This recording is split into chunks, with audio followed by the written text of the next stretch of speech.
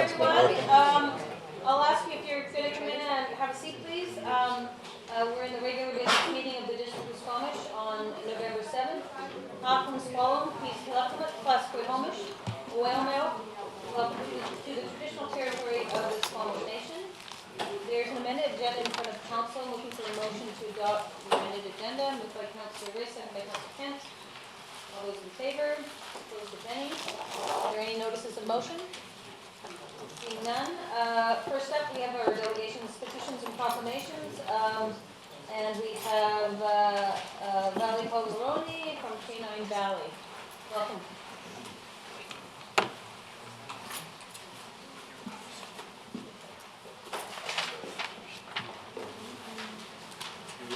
Yeah, if you're going to speak, you have to speak. Yeah. Hello. Yeah, that's right. Go do that. That's good. Good evening, Mayor Heinzman, esteemed councilors. We're here today to represent Canine Valley. My name is Carl. I'm accompanied by Valeria Calderoni. She's the founder of Canine Valley, and one of our students, Jillian, who is here to see how change gets made. Thank you very much for your time. It's kindly appreciated. The reason for our discussion today was in regards to an incident that happened on September 18th. I went on a hike that I've done for about 3 years with one of our therapy dogs that we have used on countless occasions to do work within the city and in Vancouver. And our dog got accidentally shot by a poacher on a frequent trail. I was on the line of fire myself, so I'm very lucky to be here today. And what this circumstance brought is an awareness of the lack of regulations for hunting in our community. So we would like to change that. We would like to propose to do So saying this, we launched a petition with change.org. We currently have around 30,000 signatures. We've spoken with our current MLA, as well as our MP, the area manager for the Minister of Resources. We've sent out letters to the Minister of Public Security. And from Vancouver to Squamish, there is a zone of no shooting, no hunting, 400 meters on one side, 1 kilometer on the other side. When we leave Squamish and we head towards Whistler, there's 15 meters on either side of the road. We were not aware of these regulations. The incident that happened was in fact by a poacher. He shot and killed her dog thinking it was a wolf. There is no wolf hunting in that zone, but we were not aware of the laws, and we think that it is a dated policy to have 15 meters between here and Squamish, considering the massive amount of people that drive through here. So saying that, we look forward to having your support. Our 30,000 signatures are a great start in making that change. However, we have a little folder on top of that 30,000, and we would love to have your support in our initiative. We'll be sending you our suggested change along with GPS coordinates and a clear map of our proposed zone for your review. And hopefully, should you agree, we could have a letter, and that's part of the reason why we're here today. We also would like to create more safety within our community, and Canine Valley has been operating for over 12 years, providing education to people about dogs and the other way around, helping dogs with people. And one of the things we want to do is we want to offer our community with safety vests, which are at no cost. Whoever registers and has, that will be paid by Canine Valley for all dog owners in our community to wear when they go hiking, as well as just basic education on how to have trail manners and things like that. We recently had an opportunity to expand to a bigger facility, which we're hoping to move in December 1st, which is the old garden center called the Garibaldi Nurseries. We would like to... So as part of our move, we'd like to make a request, a change in the bylaw to have a temporary use permit or extended permit, so that way we could board dogs. Valley has worked with over 12,000 dogs. The majority of them are from here in the Sea to Sky region. We have a big impact in our community. We work with the local pound. We do community pack walks, and we're very active in the community, bringing awareness to dogs. And we feel that this center will just help the general knowledge on dogs and how people are with dogs. Quite frequently when we walk, sometimes dogs are rushing in, rushing out. People don't necessarily have a certain awareness, so it's nice to have that. And also, as you know, we do raise therapy dogs. So therapy dogs are for people that have anxiety, post-traumatic stress, and things like that, autism. So we need our place to be able to home these dogs that will be raised for this work. And that's why we would like to extend our permit. So we have these vests here. We'll be leaving some here tomorrow. We'll also be the district of Squamish, another district of Whistler, and some other places for the general public so they can be safe. So we would love it when people get a license, they will get a vest too. Great. Thank you very much, and I know I speak for everyone when we wish you our sincerest condolences about your dog. I know it was heartbreaking, and I can't imagine if someone shot my dog when I was out on a hike. With regard to the TUP, the process, you just have to go through the planning department to make that application, and they'll bring it to council for a decision if it needs one in council chambers. Some TUPs are delegated, I just don't know how this one would fall, so you just have to go through the planning department for that process. I think it's a great initiative. I have, as you know, I have vests for my dogs when I go hiking, mostly so I can see them if they're off leash out in the woods, but also so other people can see them. So I think that's a great initiative, and we could probably do something like that, hand out vests with the dog license in January when we start the new licenses, or December, I guess. We can do that. That would be fantastic. I think that's actually a good incentive to get people to come and register their dogs. Yeah, for sure. And I'm just wondering if there's any other questions, Councillor Reyes. Well, I was just going to comment on the initiative to expand the no shooting zone north of Squamish. And I can only suggest that you forward the resolution to our staff. They'll bring it to us to pass.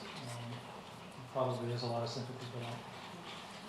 And as you know, this incident happened outside the district of Squamish. We have a no, you can't fire a firearm within the district. We don't, as you know, local government regulate hunting.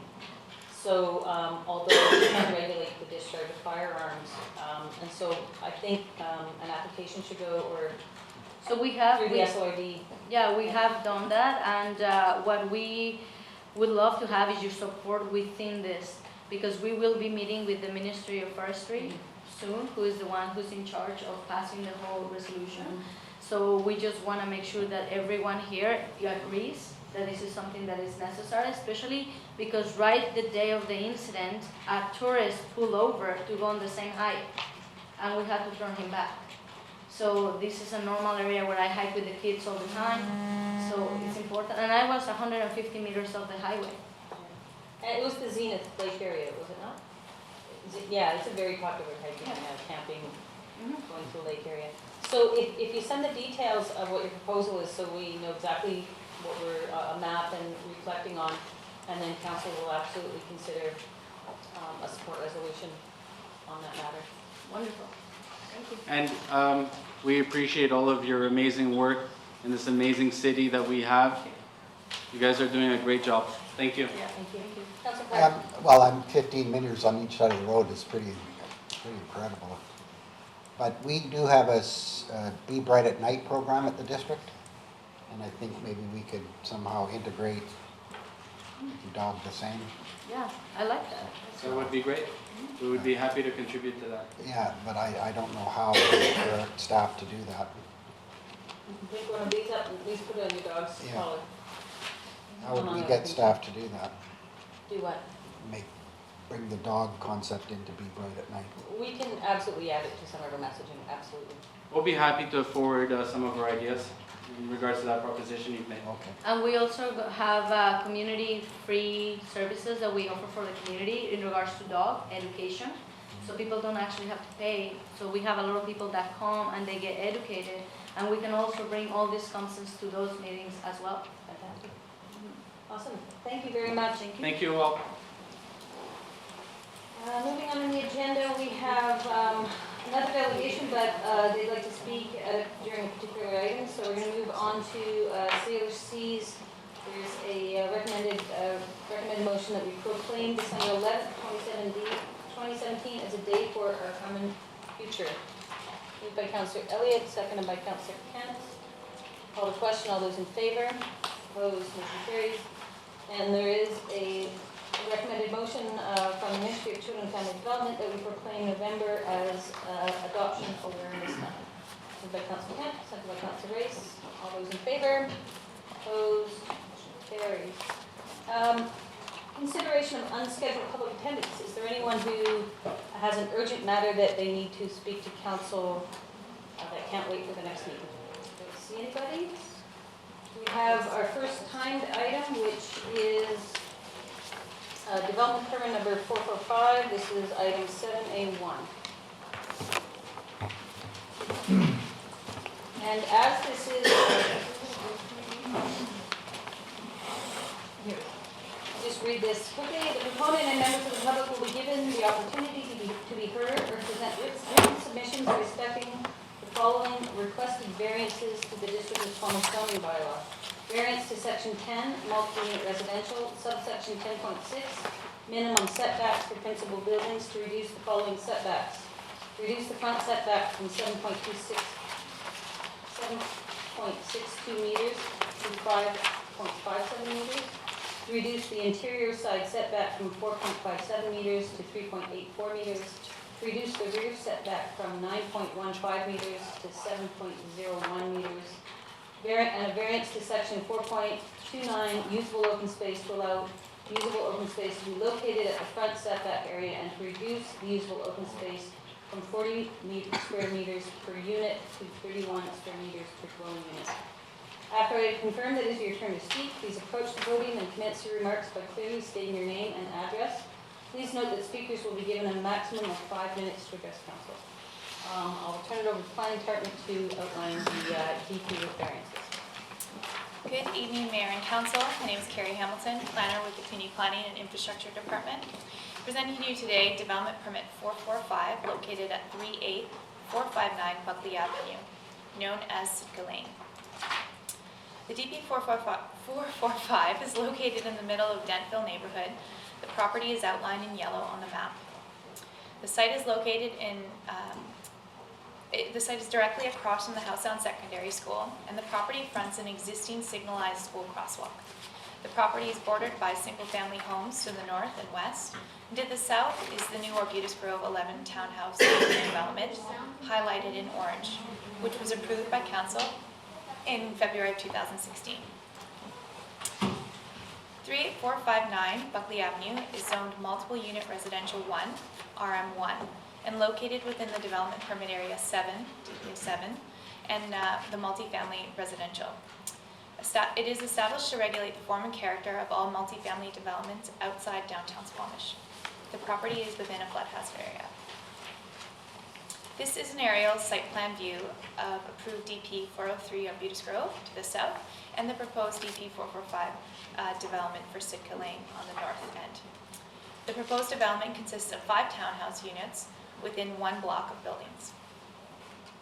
Each unit is 3 stories in height with a 1-story roof deck patio ranging from 1,415 square feet to 1,448 square feet and provides double wide garages. The majority of the building siding is hardy plank with a horizontal cedar siding base. The building is accented with wood soffit and Aruba blue exterior doors. The elevation detail and variety of materials are extended to both the east and west elevations as per development permit guidelines. The full project description, including the site, architectural, and landscape plans, are provided in Schedule A to E and labeled as Attachment 1 in your report package this evening. A detailed review of the compliance to DPA guidelines can also be found in Appendix B in this report. The common open space includes a community garden area and a natural play features area. DP 445 was presented to the Advisory Design Panel on April 20th, 2017. The ADP passed the following motion that the Advisory Design Panel generally supports the project as presented and would like the applicant to work with staff to resolve the panel's recommendations. In response to recommendations of ADP, the applicant modified the development plan to address the following items summarized in the table here. They include increased visual interest of the west elevation, continuous fence and varied hedges provided, add natural play features to the common usable open space in the front yard, and add planters at the entranceway. A darker gray was now proposed for the garages, the garage doors, and garbage totes moved to underneath each unit where the building cantilevers over. So 4 variances have been requested to the zoning bylaw. The interior side setback is requested to be reduced from 4.57 meters, highlighted in red here, to 3.84 meters, highlighted in green. It is considered to be minor and to permit a 0.79 meter projection of the 2nd-story balconies and the 3rd-story bedroom only. And the rest of the building would conform to the existing side setback. The rear setback is requested to reduce from 9.15 meters to 7.01 meters and can be justified in order to accommodate the unique angle at the front of the lot in order to maintain the front setback. The front setback is requested to reduce from 7.62 meters to 5.57 meters and is not staff supported. So the 2-meter front setback variance is not considered minor given the location of this property. The lot fronts onto Buckley Avenue, a prominent collector road, and the property is directly opposite to Housedown Secondary School. Maintaining a setback in this location would maintain safe sightlines for pedestrian vehicle interface, as the development driveway will channel traffic from 5 units onto a collector road and within the immediate vicinity of the main crosswalk across Buckley Avenue to the north end of the school. A lesser front setback in this location may also increase the potential conflict with safe sightlines for a future separated bike lane, which is planned for this stretch of Buckley Avenue. Staff also recognize that this particular neighborhood of Denville is in its infancy for redevelopment, as a number of properties are zoned for RM1, yet still have single-family home developments. The amount of variances proposed for this particular property is concerning precedent for this growing neighborhood. Should council support this development, staff's concern is that there will be precedent for more developments with a large amount of variances in the future. While densification through infill development, such as the one proposed within this neighborhood, is strongly supported by district policies, namely the official community plan, pedestrian and cyclist safety, including future active transportation plans, are important factors to consider, particularly given the lack of apparent hardship for these setbacks. Since the initial pre-application meeting, staff has suggested to remove one of the units in order to comply with both the rear and front setback, and therefore more in line with zoning density that this property was intended to achieve. Given the relatively large size of the 5 townhouses, options could be explored to reduce the units, either unit count from 5 units to 4, to explore lock-off suites on one of the units, or maintain the proposed density by replacing 1 or 2 of the units with narrower or smaller stacked townhouses. So a final variance is requested for usable open space to reduce the common open space requirement from 40 meters squared per unit to 31 meters squared per unit, and allow for common open space to reside in the front setback. The usable open space reduction may be warranted given the site's proximity to school fields, youth center property, and the downtown. And the proposal also provides private and semi-private open space that exceeds zoning bylaw requirements. Both common and private open space calculations are summarized in a table in Appendix A. In summary, the proposal generally meets DPA 7 form of character guidelines. Highlights include the high quality building material, extensive landscaping, and parking located at the rear site. It partially meets guidelines as the front setback variance may be impacting adjacent properties. DP 445 project was posted to the District Development Showcase. No requests for a public information meeting were received within the 21-day showcase timeframe. However, 14 requests were made prior to that deadline. No public information meeting was held. Variance notices sent to the residents within 100 meters of the property as per legislative requirement, and 1 letter was received today and added to your report package. Staff's recommendations are that council refer the development permit number 445 application back to staff to resolve the front setback concern for the property located at 38459 3rd Avenue.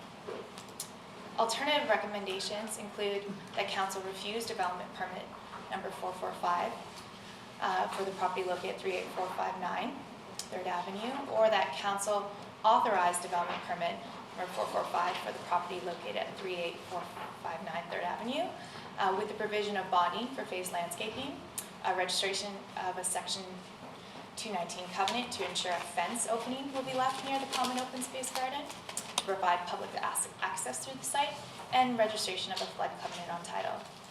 And that, Can you just go back? yep, Buckley Avenue. sorry. Okay, that's just a minor, I can change that. It's correct in the report, my apologies. No worries. And that the alternative recommendation also include all the variants that were just previously described. So, thank you. Thank you. I'll go to council for some questions, but just remind the audience that it is, there are variances proposed, so there is an open mic for the public as well. Councilor, are there any questions of the planning department? Councilor Parr. Thank you. Can you go to the plan view of the setback infringement and explain to me the bike lane and that kind of stuff? So I've got that here.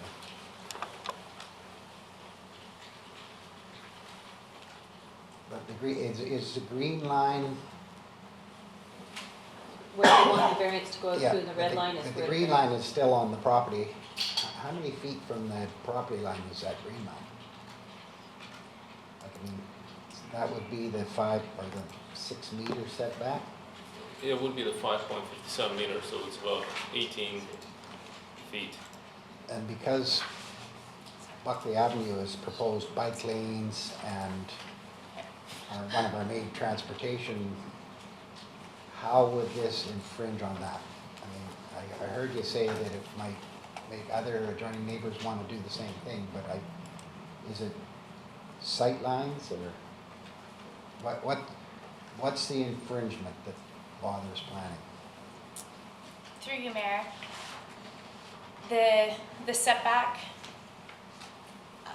would basically, or the building would encroach further, closer to the streetscape, which if drivers are coming out of that drive aisle, limits their sight lines as to view, so that to be able to see upcoming traffic for pedestrians, for cyclists, or even for vehicles driving down that street.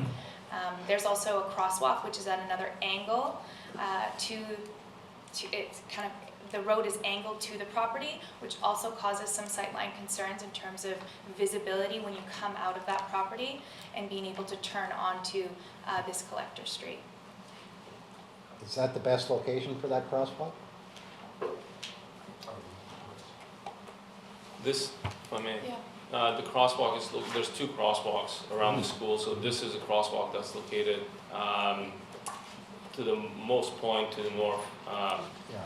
which is a good location for a crosswalk to capture that southbound school traffic. I just thought it should be in between the 2 driveways and not right into the driveway, but And it's possible that the crosswalk would have to be moved if this development goes ahead. and I was just reading the parking, can you just confirm the parking? 20 parking stalls or 10 parking stalls? Through you, Mayor, there are 10 residential parking stalls provided, which meets the zoning bylaw, and there are 2 visitor parking stalls provided, which also meet the zoning bylaw. Councilor Allen. 2 questions. So, is the front common space area, is that all fenced? Through you, Mayor, there is no fence that is provided. There is landscape screening that is provided. So there is a mixture of trees and shrubs. So, townhomes generally are built and young families move into them and children run through hedges. So that's the concern to me, if that is facing Buckley Avenue. Unless that's pretty dense hedge. And the other thing, my other question is it too late to have a shared drive aisle with the development next to it? Only, I ask this because we are looking at Buckley as having separated bike lanes eventually, and so the fewer driveways we have, the easier it is to create that. So I'm just wondering if it's just too late in the process to make that happen. So through you, Mayor, to answer the last one about the shared driveway, we have asked the applicant to explore that option, and given that the Arbutus Grove townhomes were already sold at the time, it caused too many legal, it kind of seemed legally unrealistic for them to do that, is what we were told. But we did explore that option, and we did ask for that option for those exact same reasons.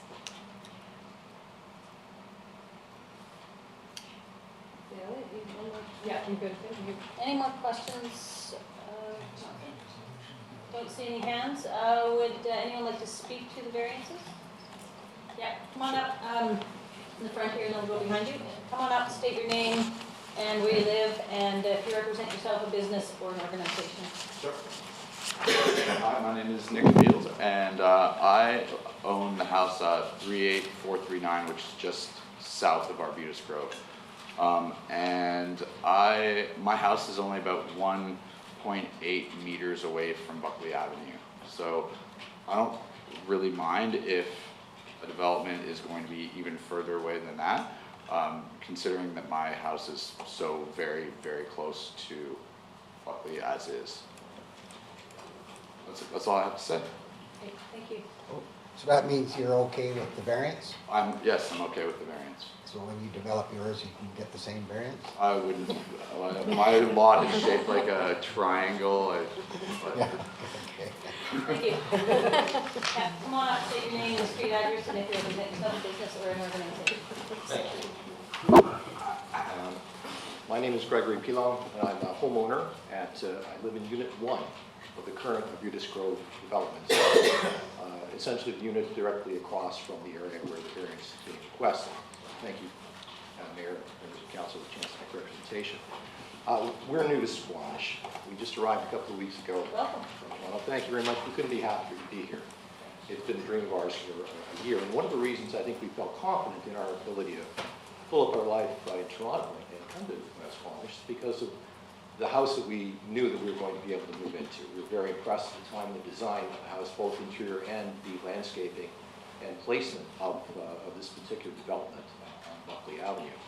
So it gave us great confidence that we were going to come to a place that would represent a very good investment for us as homeowners and taxpayers. I was very impressed with the exterior design, and I've had an opportunity to take a look at the development plans by our current developer for this particular area.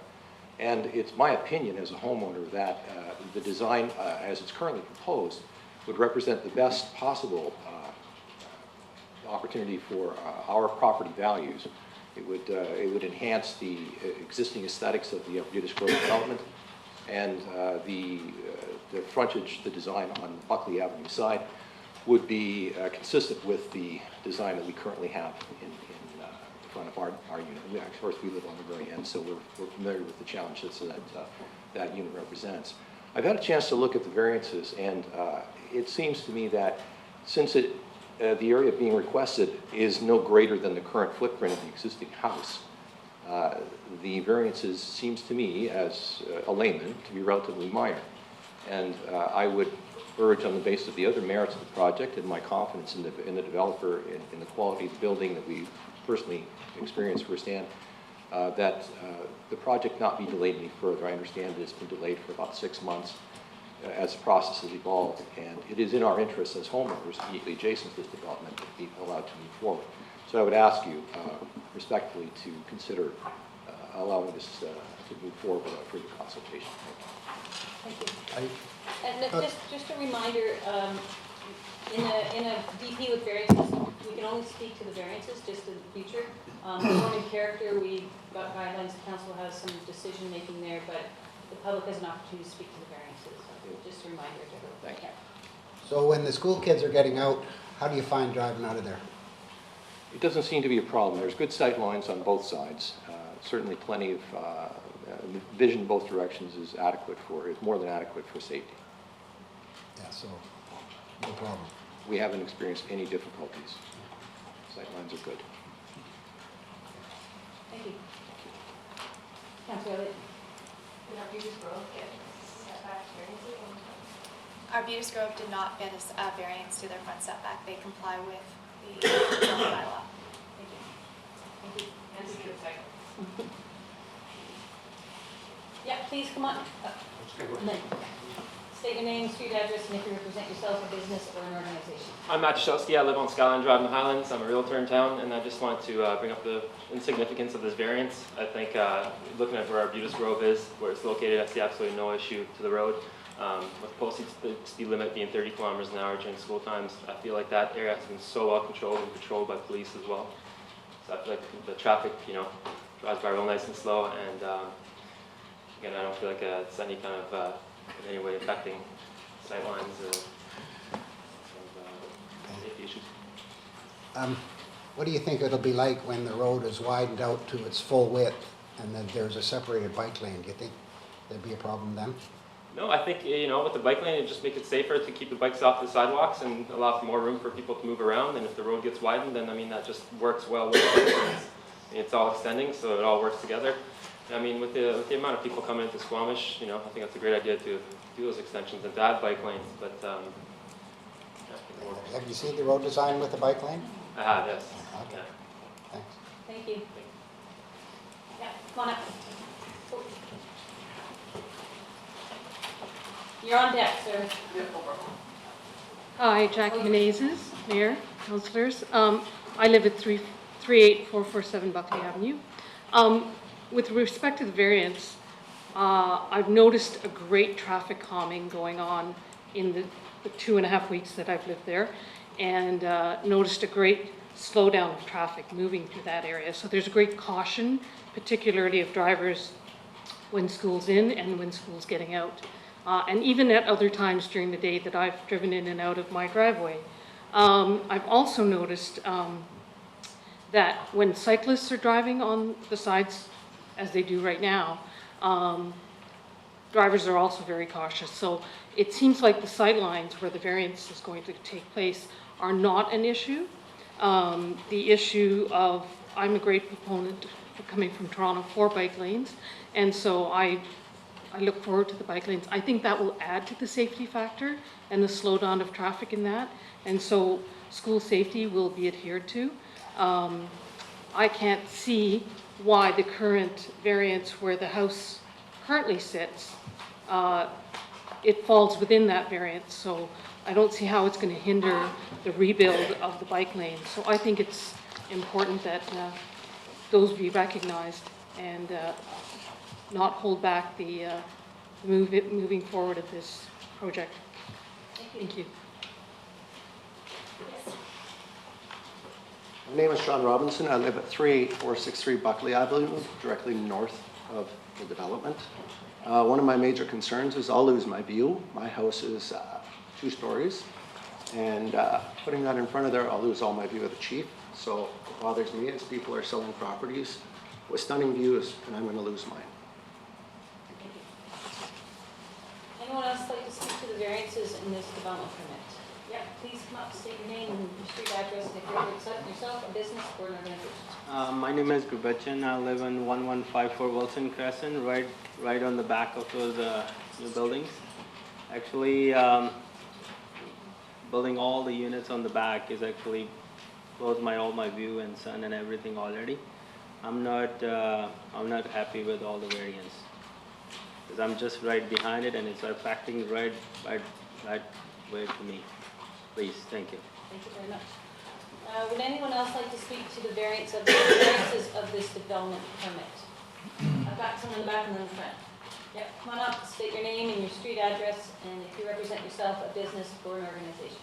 Hi, my name is Nathan Fletcher. I live at 1800 Mamquam in Squamish. I'm representing myself. I am a new resident to Squamish as well, that have been here from Ontario.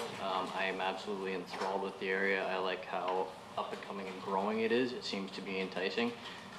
Recently we've noticed a little bit of a challenge to come into a quality built home that is relatively affordable, as opposed to a standalone older single family dwelling, which is a larger footprint and considerably more expensive for something that requires work put into it.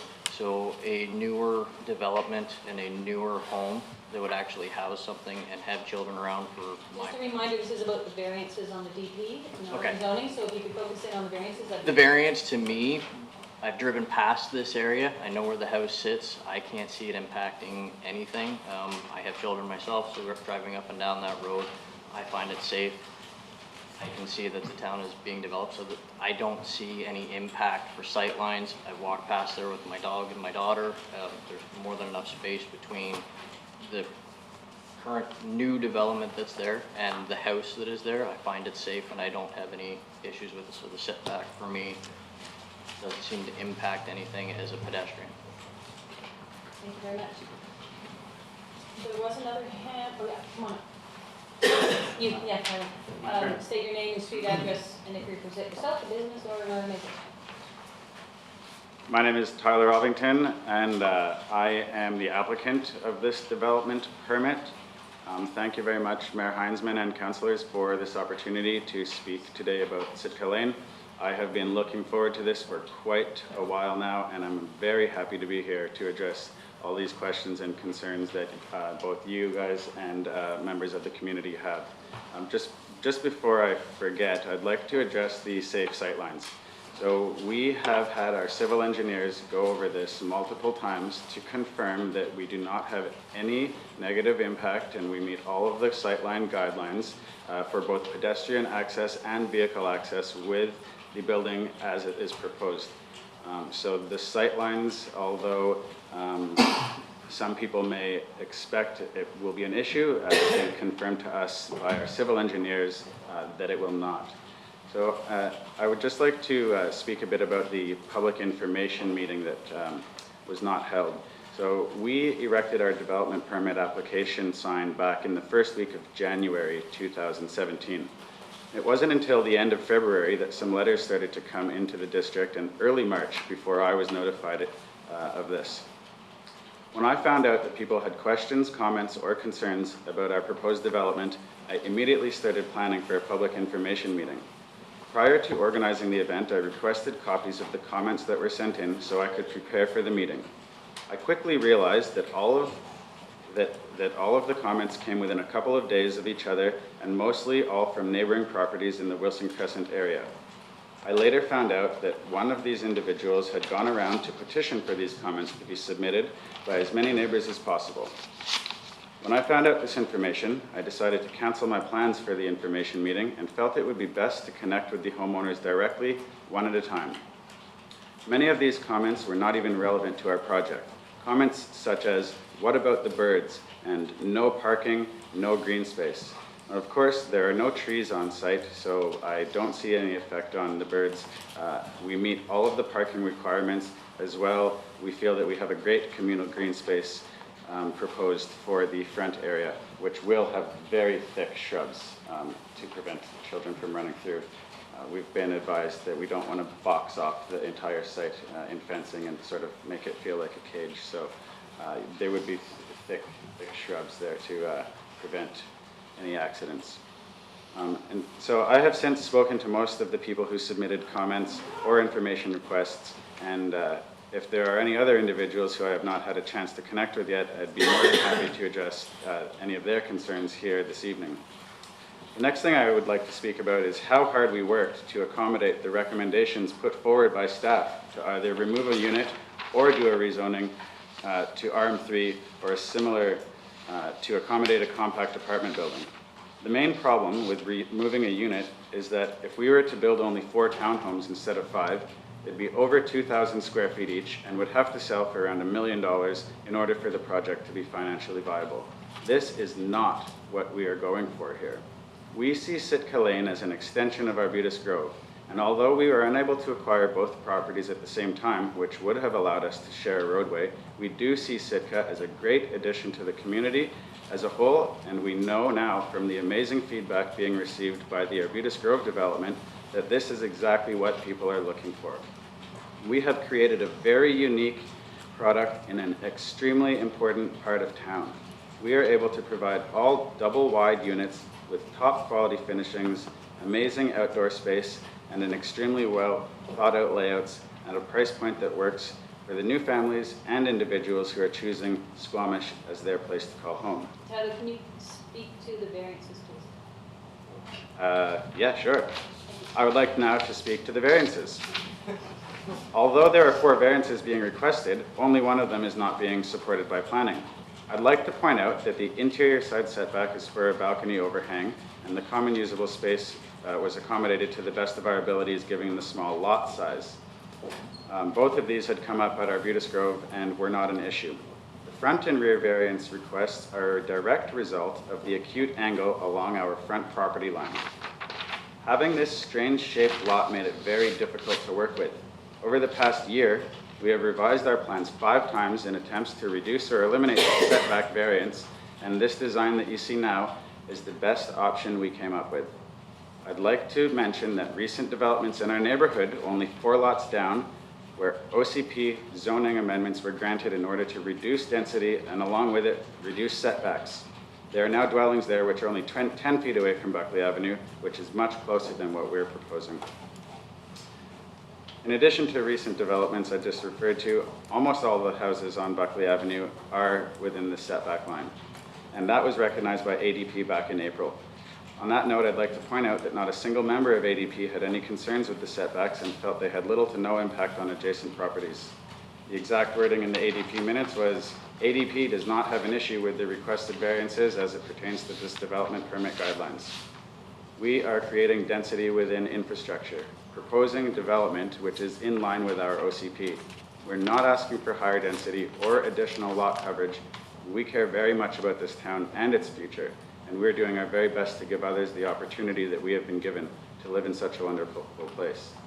So in closing, I would ask that council please not refer this back to staff, as over the past 11 months, we've already revised plans 5 times, as well as explored all suggested alternatives presented by planning. Thank you very much. Thank you. Well, just a point. You said if you reduce the units, you'd have to have 2,000 square feet. It'd have to be 2,000 square feet, but based on the setbacks, you got 2 meters in the front and 2 meters in the back. That's 12 feet, and they're 20-foot units. So I'm just trying to, when you said if you took 1 unit out, all the other units would be 2,000 square feet. I'm just trying to figure out how, you'd still have to have the variances then? No, we could reduce the size, but we could reduce the length, but it would increase the size of the units a bit. So I think we can probably pull out of the front, but the problem is, this is not a big development. This is only 5 units, and just the fact that with 4 units, it doesn't work, and we would just not do it. Well, that's okay. I just didn't, when you said those numbers, I thought, well, so it's not quite true. But right, well, I didn't do a design, to be honest. I didn't design it with 4 units, so. But we did do a rezoning feasibility study for the RM3 for an apartment building, and that didn't work either for the same challenges of that strange front angle made it very difficult to accommodate any other type of building. Thank you. Is there anyone else who would like to speak to the variances of this development permit? Yeah, come on up, state your name and your street address, and if you represent yourself, a business, or an organization. Sorry, what was that last bit? If you represent yourself, a business, or an organization. Okay, Gary McFarland, 1215 Wilson Crescent, and I'm just representing myself and other opinions that have been shared with me from the neighbors. And I think I was the guy referred to with the other developments on Buckley, which are actually on Wilson with the lowering of density, because I built the single-family homes there, but there's no access onto Buckley. It's got no safety aspects, which this does. So I have an issue with that variance. I have an issue with the density. I have an issue with the fact that these aren't variances. These are changing the setbacks. And it sets a precedent for the neighborhood, and it's been voiced to me by other people looking at developing in the neighborhood, that if you pass this as is, you're setting a precedent, and there's no way you can say no to anybody else that comes along. And that's not necessarily going with the same numbers that are being presented here tonight. If they want smaller setbacks, how do you say no to that? Right? Do you take, if you grant these variances, does this become the new line drawn in the sand? That's what the setbacks are supposed to be. Right? And so what it comes down to is, like, I feel I'm pro-development, but I'm pro-good development, and I don't feel that this is good development. I feel this is, it pushes too much towards just pure profiteering. If it's not going to work financially, fine, leave it as a single-family home. I came in just as it was said that this and Arbutus were viewed as one development, and they're not sharing a lane because they couldn't get the two places at the same time. The reason they couldn't get both properties at the same time is because the person that owned the property where Sitka Lane is being proposed wanted to stay there and wanted to stay in his single-family home. Maybe he didn't do his research. So you have to speak to the variances. Sorry, the only thing we can talk to Is the variances? Okay. So according to the bylaws, variance can only be granted for certain reasons. And it says in the bylaws, municipalities are prohibited from allowing variances for density. If you allow these variances, you're allowing it for density. That's all. You're prohibited. You cannot do this. So the other ones are neighborhood objections, but by our own bylaws, you can't pass this. That's all. Is there anyone else who would like to speak to the variances of this development permit? Is that a hand? Yeah, I just want to mention. No, you can't do it from there. Yeah, sure. I'd just like to mention that we are not asking for a density variance. We are within the density, actually a little bit below. That's all. Thank you. Is there anyone else who would like to speak to this DP with variances? I'll ask for a second time. Is there anyone who would like to speak to the variances of this development permit? I'll ask for a third time. Is there anyone who would like to speak to the variances of this development permit? Council, are there any further questions, clarification purposes?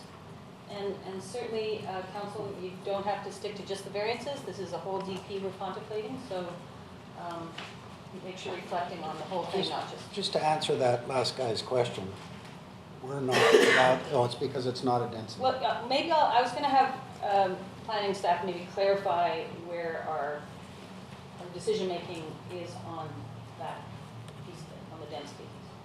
Through you, Mayor. So the density in the zone is controlled through floor area ratio, and it's very explicit in the bylaw. And the floor area ratio is 0.6, which this proposal meets. So it is a variance. And in theory, it's not the number of units, it's the Floor area ratio. They could have 5 units smaller in a tighter, in theory, and the density is still not changed. So Correct. just for clarification, understanding where our decision-making lies. Councillor Blackman-Wolf and Councillor Reyes. Yeah, are we on to the comments? We can sort of mix the comments and questions. Okay. As comments come, questions might come, so. Yeah, so I think we have to be very careful when we're considering a variance of this nature. And the reason I say that is because of the neighborhood context. This is already a fairly densely populated area. It has a mix of housing types, including townhomes, single-family homes, apartment dwellings, and others. And you know, one of the tools that we have as a municipality when we do zoning is to make sure that we have appropriate setbacks. And there's lots of different reasons why we have setbacks. Mainly, it's to ensure that the quality of the built environment is such that it doesn't detract from neighboring properties or other properties. And you know, I can respect that applicants are always eager to put in as many units as they can, but I think in this case, it looks to me that it's not supportable in this case. There's too many variances, and I don't know. I mean, I reflect on the fact that, you know, the assessed value last year for the land in question was $545,000. And you know, maybe there are some other development footprints that might work better and still be economically viable. So I'm not going to be supporting this variance. Councillor Reese. Thank you. I was just through the staff. I wonder if you could explain attachment B on the report, and particularly the lower drawing. Am I correct in saying that blue line represents the sight line? I believe the blue line are the setbacks. Sorry, the blue lines are the requested variances. No, not on this one. Oh, which page are you on that report? 31 of 275. Attachment B to the report. So the blue lines are what is proposed, what are the proposed setbacks. And if you see that there's a pink or red lines that are interior, those are the setbacks that the zoning bylaw requires. Is that clarification? No, I'm talking about this bottom drawing, not the top one. Yeah. The bottom one. But there's a blue line that goes from the center of the driveway down to a point on the sidewalk. Oh, that has to do for fire. That was the purpose of fire. So there was some review as to how a fire truck will be able to access these sites. I believe these were left over. As you can see in this image, there's a fire truck on the street and in the lane. And it's, I'm not particularly sure what those lines speak to. I think they're access points from the fire hydrant. Okay, thank you. Okay, the thicker lines, yeah, okay. Councillor Elliott and Councillor Cres. Do you close the public comment? Yes. So I'd like to move the staff recommendation, which is to refer this development permit back to staff to resolve the setback, front setback. Moved by Councillor Elliott, that we refer back to staff to review the front setback. Second by Councillor Kent. Do you want to speak to that, Councillor Elliott? Then over to Councillor Cres. Yeah, I think I concur with my colleague, Councillor Blackman-Wolf. You know, I live in a multi-family development, and one of the things that I love about it is the space that we have. And I think that developments that are too dense are not going to create a great environment for the neighborhood or for the people living in them. And I think there's just too many variances on this that I can't sort of justify in my own mind. And with all due respect to our ADP, they don't drive by there at school drop-off and pickup. People are pulling over in front of both these properties to drop off students and pick up students. And, you know, I think we've got to be really careful about how this road develops in the future. And I don't want to set a precedent that will interfere with our long-term plans on Buckley Avenue and our active transportation. So I'd like to see a solution, but I think it needs to go back to staff.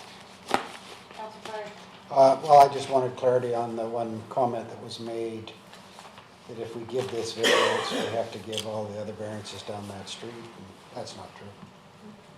No, that, I'm not sure. Staff. If I may, no, variances are discretional to council. It Yeah, just well, might send the wrong signal that variances are possible. Councillor Reese. Thank you. So this has been a bit of a decision, and I'm going to support this motion to refer it back to staff. I don't have comments or concerns rather about the other variances. I think those are reasonable for a development, particularly one that's got a bit of a contorted shape to the lot like this one. Obviously the one that's causing the issue is the Buckley Avenue setback. And I do have a concern about the sight lines, although I noticed looking at that, it somebody was driving out of the driveway and looking to their left for oncoming traffic, southbound traffic, they would be looking across the front yard, and the location of the building would be irrelevant to that direction. They're looking to the right, then they're looking for northbound traffic, which of course is not in that lane, it's on the other side of the street. But the issue, I think, will be the cyclists and pedestrians that would be coming along there now and in the future. And I think we have to be cognizant of that. And so I am probably concerned more about the sight lines for today's traffic and for future traffic than I am about any other issue. And when I say that, I also think that we have to rethink that front play area a little bit, because if you have a very dense shrub there, shrubbery, that will also block sight lines. And so we might have to reconsider that, keeping in mind that the purpose of this is to open up those sight lines so we see traffic on the immediately adjacent sidewalk. So I would not be able to support this setback. I'm not necessarily stuck on the bylaw setback, but something a little bit more, perhaps in the middle, might be workable for me, as long as the sight lines are addressed, and we do have particularly sight lines that we might expect in the future. Anyone else want to speak to this? Councillor Cres? Well, looking at this drawing here too, hopefully when it comes back next time, we'll have that crosswalk in the proper location. You know, like on the plan I have here, the crosswalk goes almost straight into the driveway. And staff said they may have to Yeah. move it a couple feet depending on. Well, it's It is where the sidewalk, the crosswalk is right now. right now, yeah. Through your mayor, this plan may not be as accurate representative of it, but we have, the crosswalk does not go right into the drive aisle, but it goes right adjacent to it. Page 35, it shows it more clearly where it's marked. Councillor Buckingham. I'll support the referral back to staff. For me, definitely the front setback, a big issue. Also the open space variance, reducing the amount of open space. I think that's a significant concern. And yeah, I would want to know too, I mean, if we were relocating crosswalks, who's paying for that? And is that included in the applicant's plans, or is it something that the district is going to have to take on? Yeah, I'll leave it at that. And also just to reflect on the fact that the property immediately adjacent to the north, the 38463, has the same zoning, so, you know, while there may be a lawn there today, you know, there could be a redevelopment application in that area as well, so it may not exactly be the same scenario later on down the road. Thanks, everyone. Just to comment generally on the development, I think it's a nice looking development. I think it'll be a compliment in terms of the architectural design. These are funny, peculiar, long, skinny lots, so appreciate that that's a bit of a challenge, but that's the challenge that the developer purchased. I'm happy to support the motion to refer back to staff. I actually have concerns with the rear setback and the open space as well.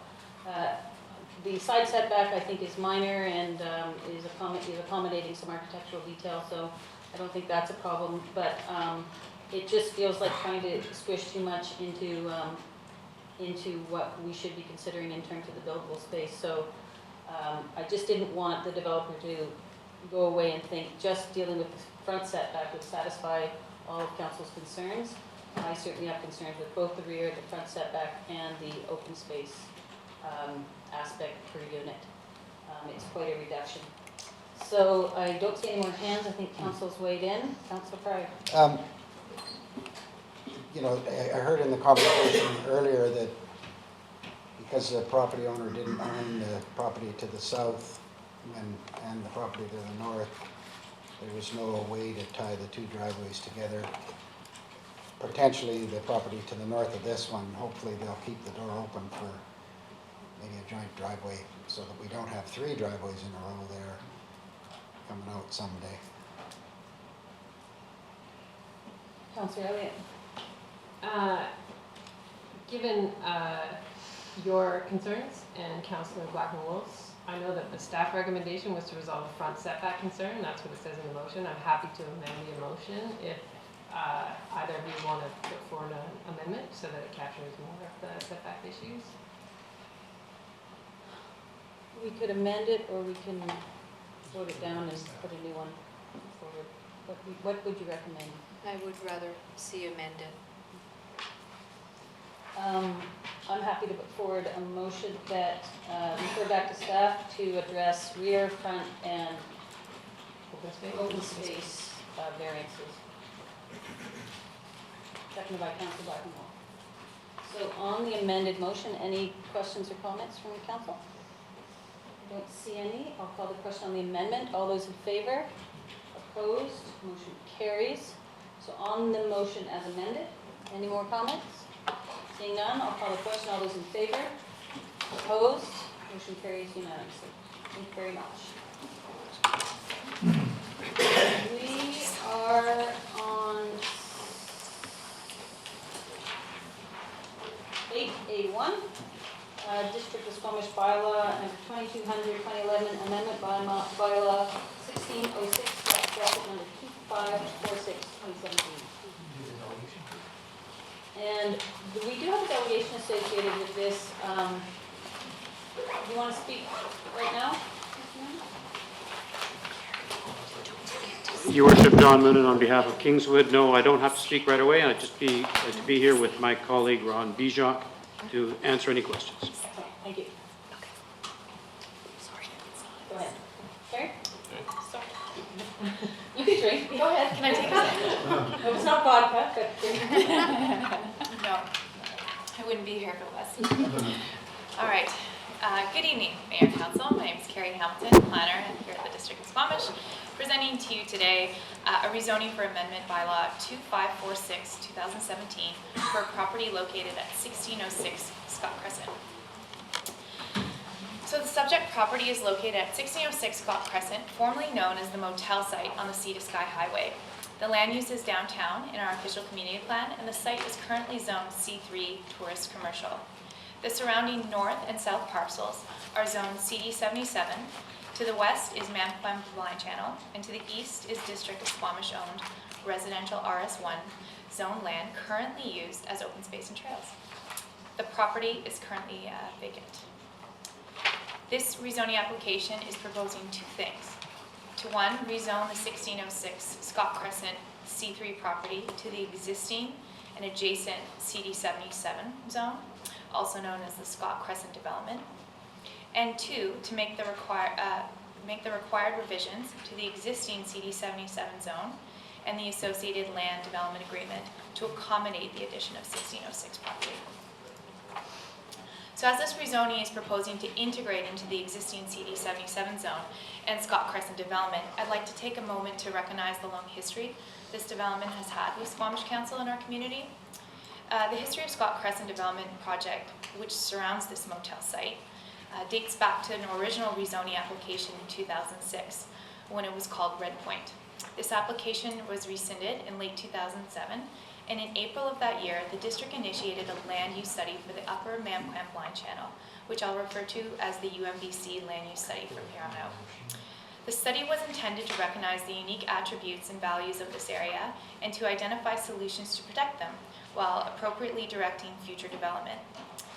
Can you see that up there? Sorry. I won't use yellow from now on. It's hard to see. The UMBC land use study made a final presentation to Council in May of 2012. The rezoning application for a revised development in line with the UMBC land use study was made in 2012 and was known as the Scott Crescent development. The rezoning included extensive public and external consultation, and the CD77 zone was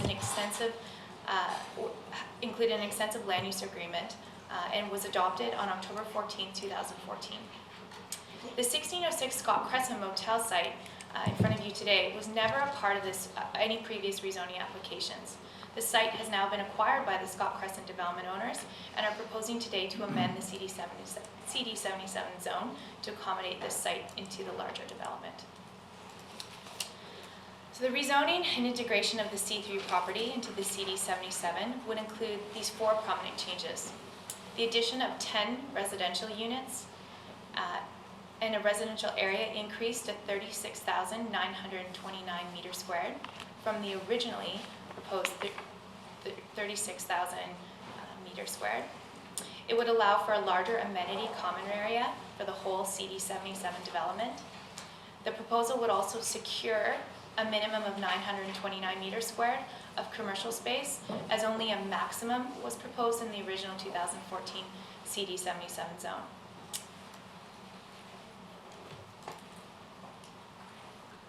So in attachment 1, you can find a detailed table of all the changes listed previously, as well as a few other housekeeping and/or other changes to the CD77 to accommodate these prominent changes. First off, it's important to note that no changes are required to the CD77 total floor area ratio and lot coverage.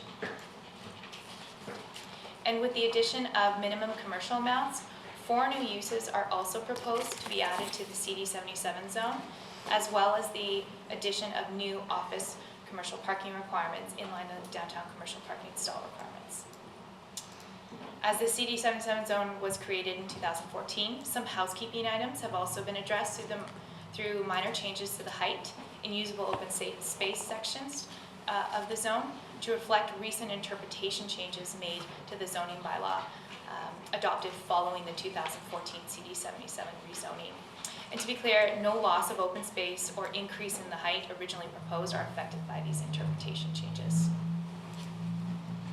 The table also included proposed residential and commercial density, and these floor area ratios are not included in CD77 and were just presented to provide supplemental information. Since the report was published, I've been made aware that my site area calculations included the parkland, now dedicated to the district, so have provided some revised proposal numbers for your information this evening, which are above in red. As you can see, the maximum floor area ratio in CD77 is not proposed to change and is within the UMBC land use study maximum of 1.5 meters for this area. I would also like to highlight this time a typo change in the bylaw. The CD77 zone section 39 WWW 1.3D should read a total of 435 units and not 460. And this is why there are blue amendment bylaws attached to your report this evening. The developer is offering to provide a community amenity contribution in line with the recent CAC interim policy target amount.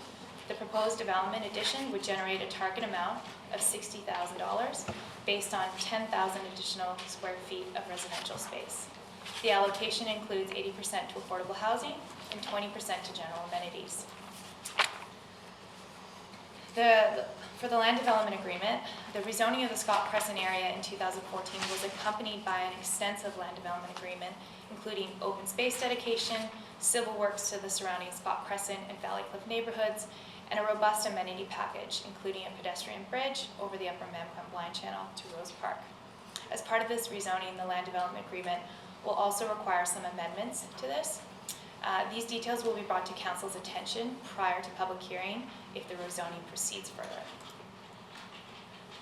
Civil works were attached to the land development agreement in 2014 as well, and will require minor revisions to comply with the regulations and procedures of 2017.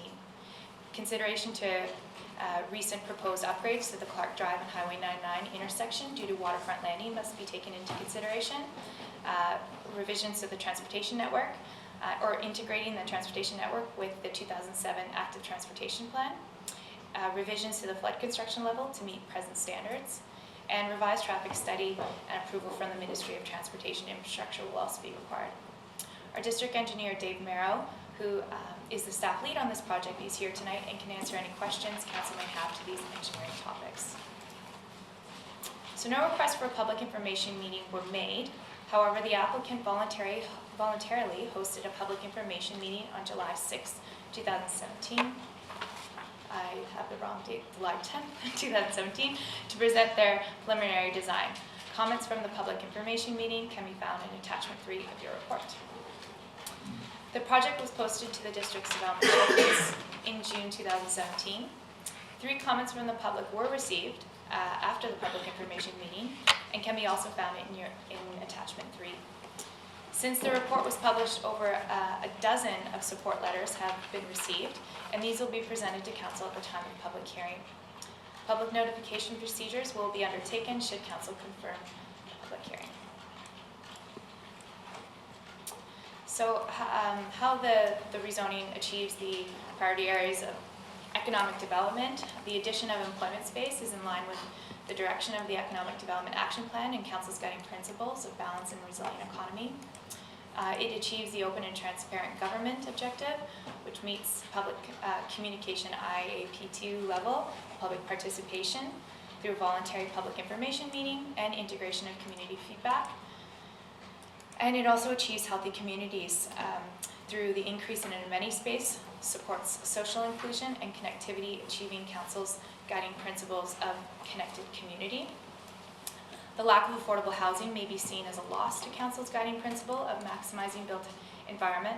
However, considering the overall amenity package, as well as the relatively small scale of the proposal, an addition of 10 residential units, the CAC offer fits well with the interim CAC policy as well as the forthcoming CAC policy. In attachment 1, you can find a detailed table listing how the proposed development is aligned or not aligned with 7 official community plans policies and 7 2014 draft downtown neighborhood plan policies. The table also includes how the rezoning aligns with the UMBC land use study. A brief summary is provided on the slide, and it ranges from meeting connectivity and neighborhood commercial objectives to not meeting affordable housing objectives. However, as stated earlier, the CAC contribution proposed, which does include 80% towards affordable housing, is in line with the CAC policy. So staff recommendation this evening is to approve the following resolution, and that the district give first reading to 1606 Scott Crescent, number 2546, 2017. Thank you. Council, are there any, actually, Mr. Moonen, would you like to speak? No, Your Worship, but thank you for the opportunity. I'd be happy to answer any questions. Thank you. Council, any questions for staff? I have a question. I'm just, so it's currently zone C3, which doesn't permit any residential, and it's tourist commercial. So it's hotels and hostels and campgrounds and that type of thing. Correct. Was there any consideration of C4 through the development process? No, there was not. Okay. Councillor Elliott, Councillor Pryor, Councillor Kent. So I guess my question is, in this time and place, why we would give up our affordable housing. All rezonings that this council has done on larger lots have come with affordable housing and getting that built. And I recognize that this is 10 units. It seems small. But the fact of the matter is, most of the report refers to how it is connected to the broader development.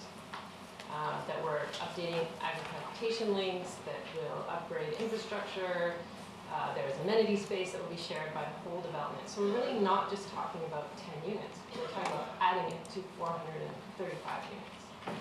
So why wouldn't we consider that at least those 10 units get built as purpose-built rental or affordable rental in what is going to be a very walkable community close to downtown? Why would we give up something when we're in a crisis with housing? Why wouldn't we look at that in a rezone? If I may, for you, Mayor, we did look at that, and we had conversations with the applicants about the opportunity to add affordable or rental housing units. At this time, on the surface, it does meet our policy, current and future, for CAC contributions. And the proposal that the developer has made essentially is in line with that.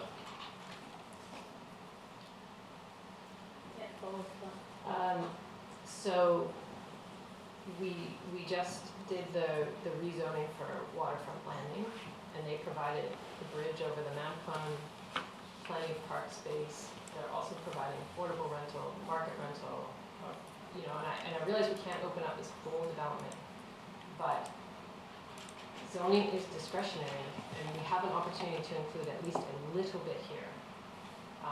that would be tacked on to this very large development. And so,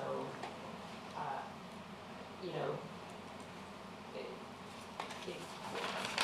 other developments had to go above and beyond in order to include affordable housing, and I'm not sure why we would step away from that. I think it's the right thing to do. May I, just in the comparison of waterfront landing to this particular rezoning, waterfront landing was a rezoning of the whole parcel, and this is just a rezoning of a particular parcel and adding it into the zone, and we're looking at an addition of 10 units for this rezoning. They're not opening up the whole parcel to be looked at. I'm wondering if it's worthwhile, because there was a community amendment package with the original rezoning. It was prior to our CAC draft policy, but I wonder if it's worthwhile going over maybe some of the CACs with that so we understand the context of that rezoning. We could, I don't have a slide for you today, but other than the summary that I provided, we did receive a pedestrian bridge with that rezoning. So if this proceeds to second reading, I can definitely include that in second reading. Mr. Moonen, did you want to speak to that quickly? Your Worship, thank you. I just wanted to enhance something that Carrie said, and to respond to the councillor's comment about waterfront landing. We did look at a variety of different ways of addressing the community's need for affordable housing. And you may recall from waterfront landing, which was up to 1,100 units, the target for affordable housing was 5%, or 55 units. When we're only adding 10, that same percentage applied to 10 units would be half a unit. Or if you apply it to the 10,000 square feet, it would be 500 square feet if we're, matching other developments. And it just doesn't work because, for one thing, we're not doing any units that are as small as 500 square feet. So it doesn't fit from a percentage of the units, it doesn't fit from a percentage of the square feet. And in fact, as staff have pointed out, it's a maximum of 10. It may be as few as 7 units or even less, because we're attempting to enlarge units responding to the demand, primarily from families for larger units, not smaller ones. So we looked at it, we looked at a number of different options, but because we're only dealing with 10, only 10,000 square feet, trying to do a percentage of that is physically very difficult and administratively very cumbersome. But we do feel that we're making the full CAC contribution of cash in lieu, and staff have identified that I think 80% of that will be going to affordable housing, of course, which we concur. I think I'd like to just also point out that the entire package that staff have negotiated includes the commercial space, which under the 2014 rezoning was not obligated. We're providing that, and we think that will have a tremendous benefit to the local community, because there will now be 10,000 square feet of commercial on that side of the highway serving those neighborhoods. So it was all part of a package, and that's where we ended up, and we're very pleased to have had staff support. Thank you. Do you have a follow-up question? Just opinions. Okay. Councilor Brown. Thank you. Well, I'm glad you got that piece of property there. And most of us here remember this project last term, and it was quite, pretty exciting little project at the time. I'm surprised there was nobody at the public open house, or there's no complaints. And the bridge, you've got the trail going underneath the highway. Does it go underneath that highway bridge? So we have the rezoning of one particular lot. Well, I didn't see that on the original one. And because this property is a little bit affiliated with the waterfront one, I'm just curious as if the connectivity goes under that bridge. We've had, through you, Your Worship, we've had conversations with the Ministry of Transportation and Highways because it's their bridge. They're not particularly interested in our going under their bridge. We don't own the property on the other side, and in fact, we won't own the property on the east side because that becomes district land. So there aren't any plans at the moment, but we would like to look at that because we're investing nearly $500,000 in the pedestrian bridge slightly north, it would be great to have that connectivity eventually. But we just can't do it this time. Yeah, well, I just didn't see it on the last one, so. There's a reason. Yes, okay. Further to the comment about the traffic study, with the MOTI, I just wondered, have there been any preliminary talks between yourselves and Waterfront Landing and the MOTI about resolving some of the issues there with the density of the two different projects in there? I'm seeing that piece of highway is going to be quite a challenge. Well, we're not familiar with what staff have dealt with on Waterfront Landing, but our experts, the ministry experts and the city all feel that the additional unit count will easily be accommodated. Perhaps I could Through there, Dave Merrill, Director of Major Projects. So we have the proposed development here. They've done an updated traffic impact assessment based on the original report that was completed. It actually is, assumed 35 additional units as opposed to the 10 that are proposed now. And essentially, the conclusion was that there's no additional impacts just due to the relatively small number of additional vehicle trips generated by those units. That being said, both the updated Scott Crescent report and also the Waterfront Landing traffic impact assessment that was recently completed, they both considered each other's developments. So the ministry has accepted the Waterfront Landing report, which did consider this Scott Crescent development. There are some the conversation's ongoing with the Ministry of Transportation, and there are some unknowns that still need to be worked out. In particular, as Carrie mentioned earlier, the treatment of the Clark Drive and Highway 99 intersection. Within the LDA for this project, there is some funds available to do some rework on the side of that intersection. But now that there's going to be a western connection to that intersection, there may be some additional work required. So that's one of the pieces that we're still working through with the ministry. Thank you, Phil. Go ahead, Councilor. So I see the recommendation that you're just recommending first reading. Is that because you're gathering information? Correct. Yes. It's the introduction of the bylaw. Sometimes we do first and second. Yeah, council can choose to do first and second if they want, or they can just do first. Yeah, it's up to council. But the recommendation from the staff is that reading be considered. It's interesting how times change. I was surprised to read that there was a maximum amount of commercial. Today we are trying to maximize commercial. So it is interesting that that language was in there from the beginning, but times change. So it's good to see a minimum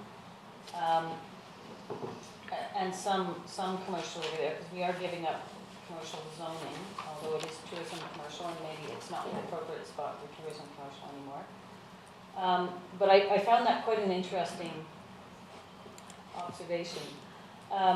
Is it just coincidental that the commercial increase or the commercial minimum of 929 is what the additional residential? It's just coincidental that it's exactly the same? Mm-hmm. Correct. Okay, any other questions for staff? Councilor Reyes. But just to the mayor's last point, is that because one floor is commercial and the second floor is residential? Or is it the same footprint? The commercial isn't going in this new piece. Pardon me? The new commercial in the whole thing isn't going on this piece, it's going somewhere else in the development. Correct. I'm assuming closer to the highway. Correct, yeah. Just coincidental. Just coincidental. Okay, Councilor, are there any more questions? Would anyone like to propose a motion? Councilor Pryor. Yeah, and no, I'm curious about the first and second, or just the first. I mean, Maybe you can articulate rationale why you're suggesting only first reading at this point. Certainly. So we were recommending first reading to acquire some information, see, given the history and the long history in this project, and given the timeline, this was a rezoning that was approved back in 2014, this is now 2017. So we just wanted to hear what council's concerns are in ensuring that we are addressing all of them and what we're proposing and what we're discussing with the applicant. We didn't hear many concerns. If council chooses to, council could give it 2 readings. Certainly. I mean, is that okay with planning? I think there's still some details to work out for the public hearing part. So we would request that if you do give 2 readings, that we come back in the future to schedule a public hearing. My druthers would be that we do first reading. I like the idea of introducing a bylaw, putting a bylaw in the public, that a final version that the public and anyone else can have a look at. When we consider second reading, it gives us an opportunity to tweak it if necessary, or have confidence that it's going to public hearing as robustly contemplated as possible. So for that reason, I'd rather see us do first reading. It will likely push public hearing off till after Christmas, I realize that. But in this case, I would do that. Councillor Rees. Yeah, I'll move first reading. Moved by Councillor Rees, Speak seconded to by it, second. Councillor Kent. Go ahead.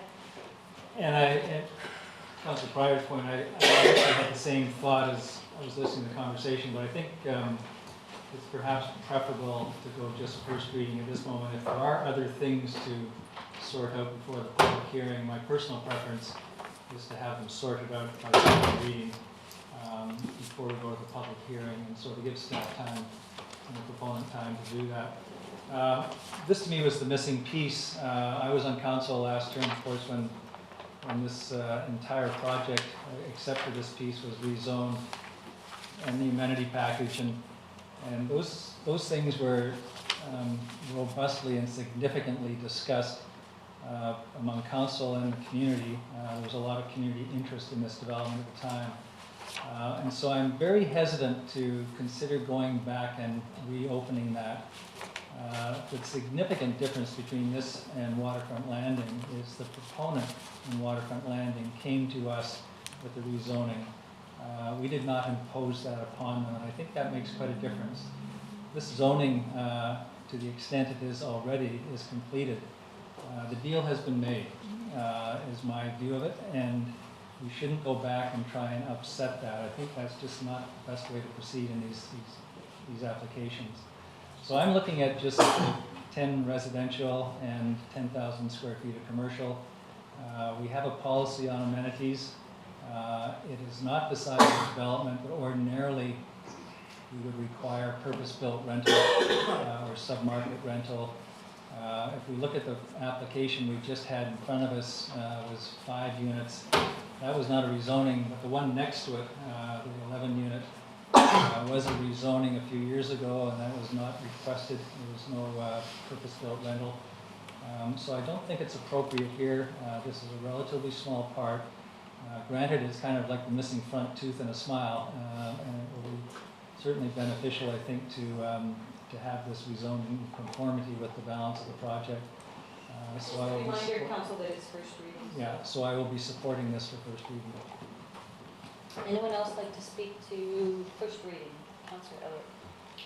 I'm not going to support first reading. So all the way through the report, we talk about this piece as being the missing piece to this development, that the development was encouraged to acquire. That it says right here, the addition of the motel site to the Scott Crescent development will allow for increased amenity space. But then we're updating the CD zone to bring it to 2017 standards in a number of different ways. But then when we talk about the amenities, and I ask about affordable housing, somehow, for some reason, it's separate. It's just 10 units. And I'm sorry, but I don't buy that. And I don't buy the fact that it's difficult to administer. There are 4 highly dynamic not-for-profits in Squamish who would love a chance to run affordable housing units on behalf of this developer, whether it's for women who are transitioning out of crisis, or seniors housing, or people of low income that really just need a safe place to live. So it's 10 units out of 435. I'm not asking to open up the whole development. I'm asking to bring this part of the amenity package up to 2017 standards. And I think that's doable here. So I can't support first reading. Thank you. Thank you.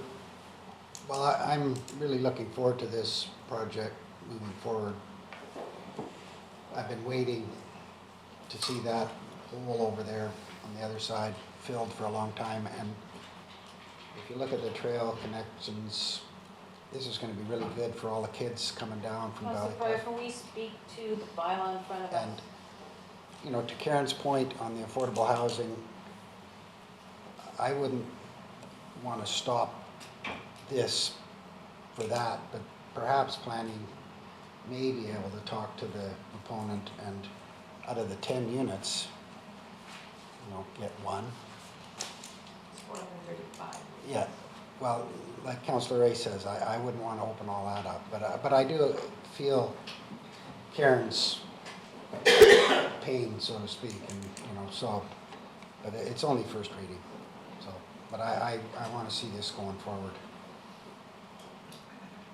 Anybody else on the way in? I'm going to support first reading. We are only considering the one lot, and I think the decision in front of council and what the community should be reflecting on is taking something from C3, adding it to the CD zone. That's the decision in front of council. I think if this the entire proposal was in front of us today, we would see a couple dozen either purpose-built rental or affordable housing units within this project, but the entire project is in front of us today. It's first reading, and at this point I'm willing to move forward first reading, see what may come in at second reading, and if it's acceptable to council, we'll go to public hearing, and that's where the road is the road, as they say. So at this point I'm okay, but I would be very open to additional housing opportunities in this development period. Anybody else? I don't see anybody. I'll call the question. All those in favor? Opposed? Councillor Elliott opposed. Motion carries. Thank you very much. Moving on to first and second reading. This was on a Squamish zoning bylaw. Well, we have actually a whole bunch of zoning bylaw changes or proposed changes. Are you going to present all of them at once, or do you want to do them one at a time, Jonas? I think we will present them all at once, and then maybe we'll break it out at the end with motions for separate bylaws. Okay.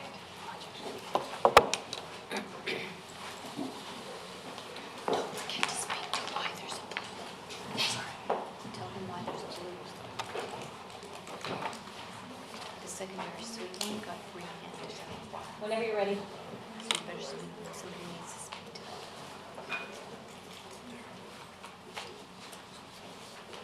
You want to take a 5-minute, 2-minute recess? November 7th. And we are on item 8B, which is our e-bus proposal. Zoning bylaw update. Good evening, Mayor and Council. My name is Brian Daly, Development and Subdivision Coordinator, and this is Jesse Fletcher, Planner with the Community Planning Department. We are here today to present Council with 6 proposed bylaws, including a set of minor amendments to the official Community Plan Development Permit areas that together make up the 2017 Zoning Bylaw Update e-bus amendments. The amendments proposed have been separated into 6 bylaws as shown above. Amendments are grouped together by theme. Tonight we will review the changes proposed in each of these bylaws in this order. We can address questions regarding each bylaw as they are presented. Staff recommend that all of these bylaws are given consideration of first and second readings.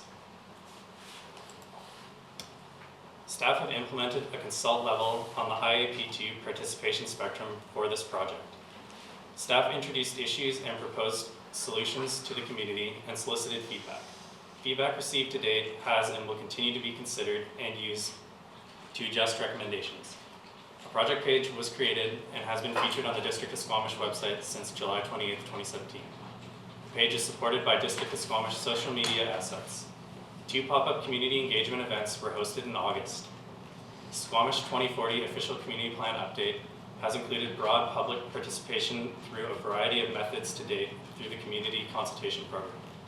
Unless council desires additional outreach to the community, further engagement would be limited to notification for the public hearing as required by the Local Government Act.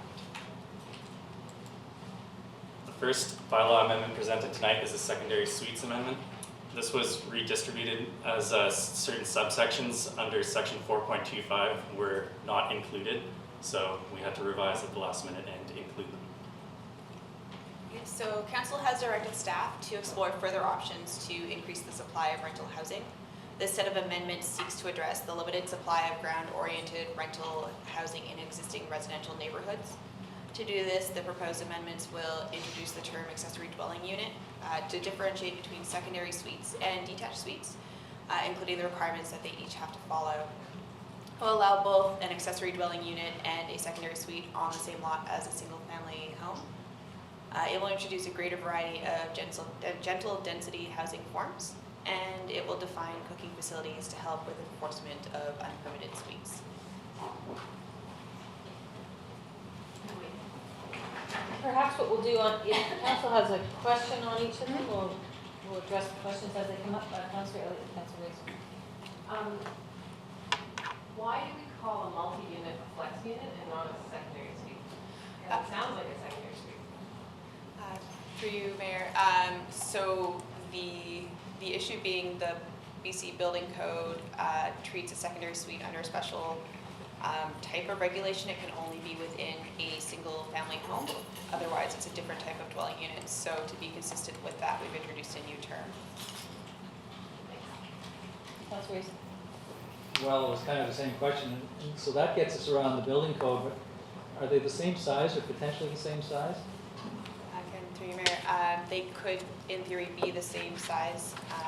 We've only put a minimum size on the multi-unit flex unit at 40 square meters as a starting point, but we don't typically put maximums in our zoning bylaw. There is a maximum for secondary suites of 90 square meters, and that again just reflects what's in the BC Building Code.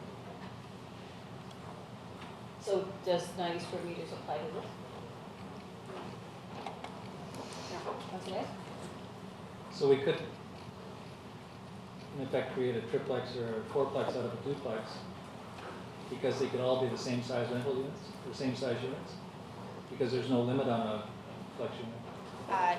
Yes, however, most strata units are typically of a smaller size than a single family home. Therefore, we don't anticipate that they would be larger than a secondary suite.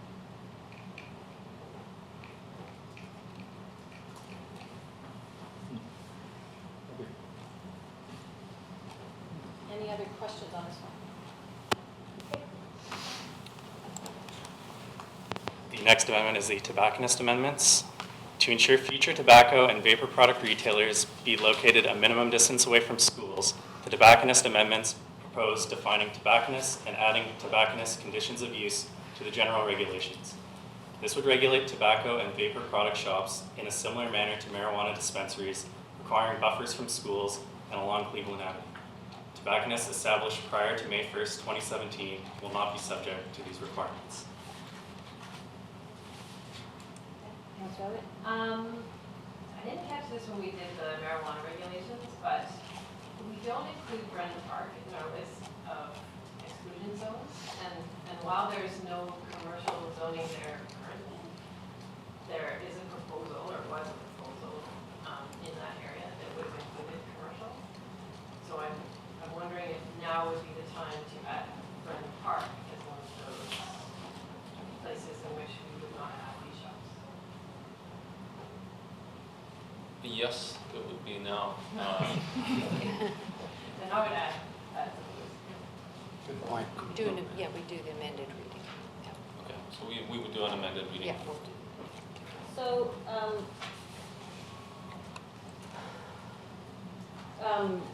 7-Eleven sells cigarettes, tobacco products, correct? Yes. And there's probably multiple locations like that around Squamish, in close proximity, within 300 meters. Really, the intention of this was not to have vaping paraphernalia near schools, clearly in absence of some clear provincial and federal regulations around it. I'm just, although I don't mind the intent of what we're doing here, I just worry if we're just creating a bit of a funny situation with all the tobacco-related products that are already in close proximity, and I realize it's today forward, unless a business goes out of business for 6 months or what's that business license lapse or something like that, but I'm just curious about that. So I'll also bring up this map just in case anyone's curious. This is the map that shows zones where retail is a permitted principal use with the 300-meter buffer turned on. So all the tobacconists that have been established before May 1st, 2017 would be legal, and just any ones that have been established after May 1st, 2017 would be legally non-conforming. So the ones that have been in operation for a long time would still be legal, and they could, in theory, shut down for 6 months and still be permitted there. But we're trying to capture the 2 vapor product shops that have opened, and yes. So I'm just trying to understand this. So if in theory a gas station that currently sells tobacco products decides to sell vaping products, they can do so? If they currently sell tobacco products? Yes, they can do that. If I may, the reason why we propose a fair treatment to treat all tobacco products equally. Vaping's not a tobacco product. It is a tobacco product. No, it's not. What's that? Councillor Elliott? I didn't hear you. You don't have, vaping's not a tobacco product. Is it a tobacco product? You don't have to use tobacco in a vape. Is it not? Sorry, through the... Is it regulated under the provincial government? I think it's regulated under the same legislation provincially. I believe so. Not that that answers the question. Yeah. But it's not technically a tobacco product, but it is regulated. Okay. Councillor Blackmore. I know it's highly theoretical, but the only question is if the, I'm assuming that in that Brennan Park area that a commercial use like that they want to see is sort of like a convenience store type of use. And then I'm wondering, I don't know, maybe later on down the road it will be a part of the viable business plan for a shop, but maybe that could have unintended consequences in that regard. And how do can we just focus like the vaping aspects? That comes from a smoker. Councillor, that's not appropriate. Guilty. Yes. If I may, for you, Mayor, if it does become an issue, but it would be deemed to be appropriate in that location, then the owner could always apply for rezoning and go through that process. Yeah, I just can't. I think that'd be a very tough sell. My only concern is that we may not get a neighborhood commercial hub there, but maybe it's too minor of a thing. This is the ignorant question. It might have been in the report. Do you have to be 18 to buy a vaping product? Yes. Yes. And as with tobacco products, they can't be advertised to minors as well. Okay, next. Must I see a question? Yeah, Councillor Elliott. So it is called the Tobacco and Vapor Products Control Act. Go ahead. Okay, so the District of Squamish zoning bylaw allows all dwelling types to build 2 sets of kitchens, a primary kitchen as well as a second accessory kitchen intended for frying, canning, and preparing special meals. The zoning bylaw does not dictate the location of the second kitchen in the dwelling. Some second kitchens are converted into unpermitted secondary suites, which are often not built to code, creating life safety concerns. This amendment proposes modifying the definition of dwelling unit to remove language permitting 2 kitchens. 2 kitchens, however, will still be permitted per dwelling unit. However, the second kitchen will be considered an accessory kitchen and be further regulated through the general regulations. This will still allow different dwelling types to have an accessory kitchen, but would limit their location within the building and would specify under what conditions the kitchen would constitute a suite, thus bringing it to suite standards under the building code. Any hands? Okay, next. To ensure that new developments offer on-site charging for electric vehicles for future residents, the electric vehicle charging amendments propose requiring shared access to level 2 charging receptacles in new multi-unit residential developments. Staff propose including minimum requirements for access to electric vehicle charging receptacles for 20% of the required off-street parking stalls in any shared parking areas for multi-unit residential uses, excluding visitor parking stalls. Research indicates the cost of a level 2 charging receptacle can range from $600 to $10,000. A conservative estimate puts the cost for a unit capable of taking payment at $2,000 with an additional $1,700 for the installation of the unit.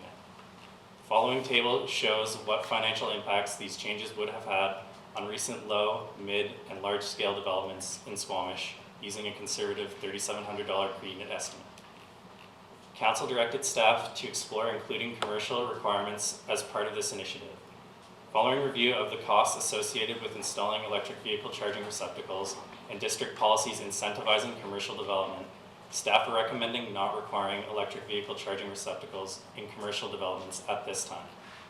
Not requiring electric vehicle charging receptacles for new commercial developments at this time would also act as further incentive to grow employment space within the district.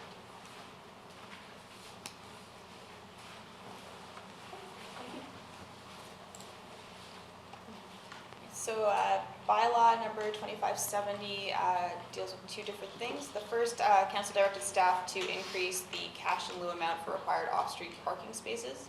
Staff are in the process of drafting a payment in lieu of off-street parking space bylaw. Therefore, section 41.2C of the zoning bylaw needs to be amended to refer to this new bylaw. The second part deals with the CD2 zone. The CD2 amendment proposes amending the wording in section 40B to allow non-market rental dwelling units secured with a housing agreement to exceed the maximum allowable density. The maximum density of the CD2 zone is 660 units, and there are currently 450 units built on site. This amendment allows for the development of more non-market housing on the site, specifically for the proposed Senior Center Housing Society development on 3rd Avenue. If I may add to this, we're simply, with this amendment, allowing the seniors' proposal to continue to through a DP process. So if this amendment wasn't in place, then the seniors project on 3rd Avenue would have to turn into a rezoning application. And we're not talking about the polygon side, just about the seniors side.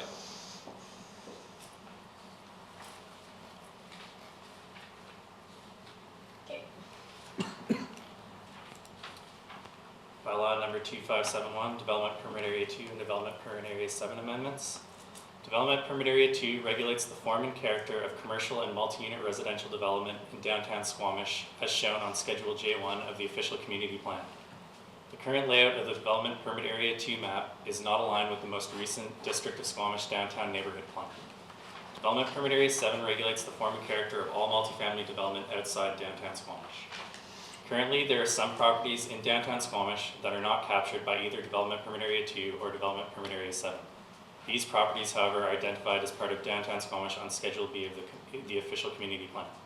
Staff recommend amending the Development Permit Area 2 downtown map to ensure consistent Development Permit Area coverage and align the Development Permit Area with the draft downtown neighborhood plan land use designations.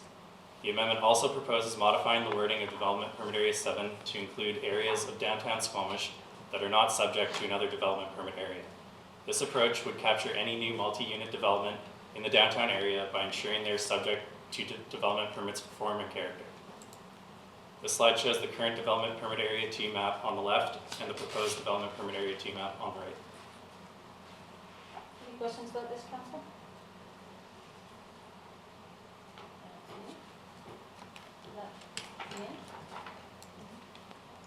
So staff recommend that council approve the following resolution. The District of Squamish zoning bylaw number 2200, 2011 amendment bylaws number 2566, 2567, 2568, 2569, 2570, 2017, and the official community plan bylaw number 2100, 2009 amending bylaw number 2571. Be given I'll first. stop you there because Okay. we have to do them all separately. We have to do them all separately, so I'll walk council through this then. So the first one is bylaw 2566 secondary suite amendments. That's the first one I have on here. Moved. First and second reading by Councillor Pryor, seconded by Councillor Black and Wolf. Any comments? I'll call the question. All those in favor? Opposed? Motion carries. The next one is the bylaw 2567. This is the tobacconist amendments. And there is a recommendation that we amend it to include Brennan Park as an exclusion zone. Amended in clause 3, section 4, general regulations 4.41B by adding Brennan Park to this. Okay, so that's the motion. Is the remover moved by Councillor Elliott, second by Councillor Black and Wolf. Sorry. Would you like to speak to it? No, thank you, council, for entertaining the motion. I did look up vaping, doesn't include nicotine and THC. It can. It can, doesn't have to, but it can, is why I wanted to. No. I'll call the question. All those in favor? Opposed? Motion carries. I was wrong. Keep reporting that out. Next up, accessory kitchen amendment number 2568. Is there a mover? Moved by Councillor Ray, second by Councillor Pryor. All those in favor? Opposed? Motion carries. Electric vehicle charging amendments number 2569. Moved by Councillor Elliott, seconded by Councillor Pryor. I'll speak to this briefly. I think this is a great change, and we did have quite a bit of discussion about existing multifamily dwellings, and we can't force retrofits, but a lot of the existing multifamily are looking at retrofits because they need to be competitive and relevant in this new place, and I think this is a bare minimum. I think most of these new multifamily units are going to put a lot more than this in. I'll call the question. All those in favor? Opposed? Motion carries. Next up is number 2570, Castle CD2 amendments. Is there a mover? Moved by Councillor Kent, seconded by Councillor Race. Call the question. All those in favor? Opposed? Motion carries. And just, and then should we have a public hearing, just a separate motion? Just to be clear, all these motions include December 5th, 6 p.m. Public hearing here in public. And finally, we have bylaw 2571, which is DPA 2 and 7. Is there a mover? Moved by Councillor Ray, second by Councillor Pryor. All those in favor? Opposed? Motion carries. Thank you very much. So, public hearing to be December 5th. Thank you. Next up, District of Squamish zoning bylaw 2000-2011 amendment bylaw Cleveland large lot interim FAR number 2572.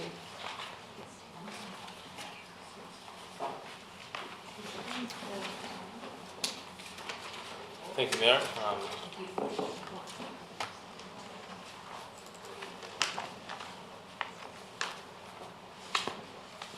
My name is Jonas Munishkis. I'm the Director of Community Planning, and today I am presenting a proposal to temporarily establish a floor area ratio for large lots on Cleveland Avenue between Main Street and Bailey Street. The The proposed bylaw would only apply to C4 zone properties, which is the predominant zoning in the downtown core. The current provisions of the bylaw have no floor area ratio. There are no front setbacks. There are no lot coverage requirements. And there also aren't any minimum commercial requirement, although the zone allows for commercial development only on the first story. And also the zone, as a density measure, contains a 6-story height limit or 20 meters. Over the past year, the district has been undertaking a fairly significant project with the C4 zone, looking at employment space, setbacks, as well as Cleveland character in the downtown core.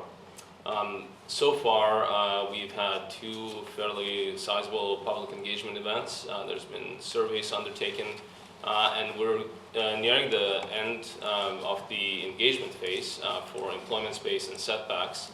However, we still have one session, at least one session, that we're planning to hold on the Cleveland character update of the C4 zone. And so far what we've heard from the community, from the advisory design panel, as well as from meetings with council, is the need to update the C4 zone, and particularly when it comes to Cleveland Avenue.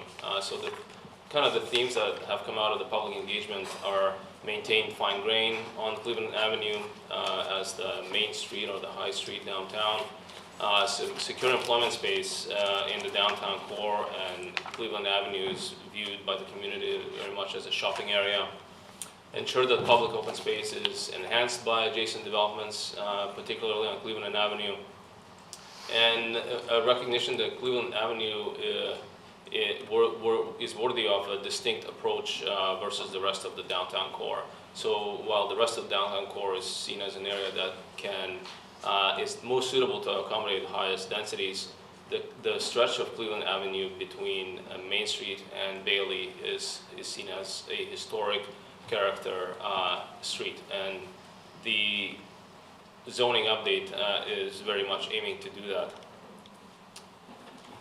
So the process to update the C4 zone is projected to end in the first quarter of 2018. Staff are recommending through this bylaw to allow time to finish the proposed update before any review of large development permit applications on Cleveland's in that historic stretch. So there are other large properties on Cleveland Avenue that are beyond Main Street, but those properties have to go through a rezoning process, so we make sure that we're not missing anything. With development permits, it's a little bit different, as applications have to just follow the zoning and the set development permit area guidelines. So we've identified a number of properties in Cleveland that are larger than 0.2 of a hectare, and those are really the properties that could potentially maximize development potential without any setbacks, especially at the front of the street, given the lack of FAR. So we're proposing an FAR of 1.5. The proposed bylaw would expire by March 31st, 2018. It's written into the zone, and it's to assure the community that this is a temporary tool just to allow the district to get to that end goal, which is an updated C4 zone. There's a map that's included in the staff report and the bylaw, which identifies the properties which are larger than, or the sites that are larger than 0.2 hectares. There's one site that is made of more than one property, but due to property ownership, it's a potential amalgamation site. So we're recommending to include that as well. And I just want to note that the floor area ratio of 1.5 is by no means a sterilization of these properties. It still provides a fairly significant development potential. So if you take a 0.2 of a hectare property, you're likely looking at least minimum 40 units that are still possible on that property, given the exemptions of parking and any common areas from the floor area ratio calculations. So the proposal today is that the first council pass a resolution directing staff to prepare these changes. And secondly, that all new applications that propose to exceed the floor area ratio of 1.5, including development permits and building permits on these C4 zone properties on Cleveland between Bailey and Main Street, be deferred until this zoning bylaw amendment essentially is adopted. And secondly, the proposal is to give first and second reading for the bylaw and schedule a public hearing for November 21st. Thank you. Councillor, are there any questions for staff? Councillor Carr. I'm just looking at the map here, and I'm just curious, the site where the Royal Bank is, I mean, I know it's got buildings on it, but I guess we're not worried about that. It's one of the, Well, I'm just, it's not on Cleveland, well, it's not on Cleveland. It's not on Cleveland. parking lot is on Cleveland. Yeah, okay. Yes, but it's by Well, I lane. thought we were looking at that size of site, trying to, but that's okay. And just to clarify, there are a number of other properties like the old gas station site, the old Husky site, and Winnipeg and Cleveland on the east side. Yeah. But it's zoned to something else, is it not? I just wanted to clarify, all the other large lots have to go through some sort of zoning application? That's right. They're either zoned something else or they're below that threshold of 0.2 of a hectare. Okay.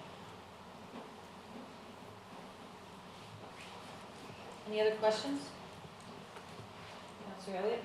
I'll move staff recommendations. Moved by Councillor Elliott, seconded by Councillor Elliott.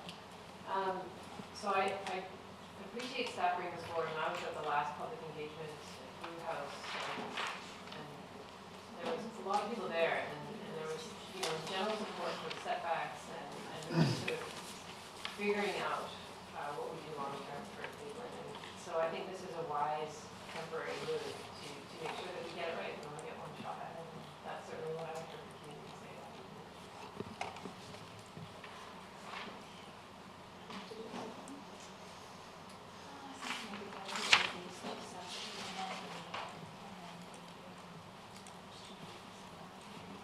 Councillor Elliott, Yeah, I'll move the staff prepare the interim changes and that all new applications, the first part, okay, that's currently what we're being, and Councillor Kent would second that.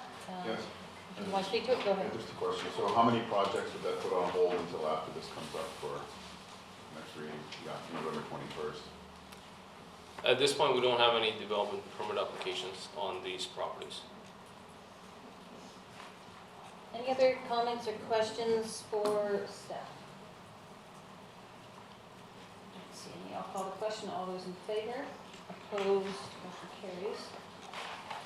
And Councillor Elliott, did you want to move the second part of that first and second reading? Sure. Moved by Councillor Elliott. Is there a seconder? Councillor Blackman-Wolf, did you want to speak to this part of it? I'll speak briefly to it. This is going to, if this passes, it goes to public hearing, which I welcome that public input. I will say that I've been advocating for an FAR instead of a height parameter for building in the downtown, particularly on Cleveland Avenue, for feels like decades, but it's probably years. So I'm very open to taking an FAR approach. I think we need to, at some point, figure out what that is, and this interim allows for some development to happen, but also gives us an opportunity to, fine tune that. This doesn't mean you can't go up to 6 stories. You could go up to 6 stories. It just means that your floor area ratio at this point is being considered at 1.5. Okay, I'll call the question. All those in favor? Opposed? Motion carries. And the public hearing is scheduled for November 21st, 6 p.m. in Council Chamber. Thank you. Thank you. Next up, we have 8C1, the first Squamish election and assent voting bylaw number 2420, 2017.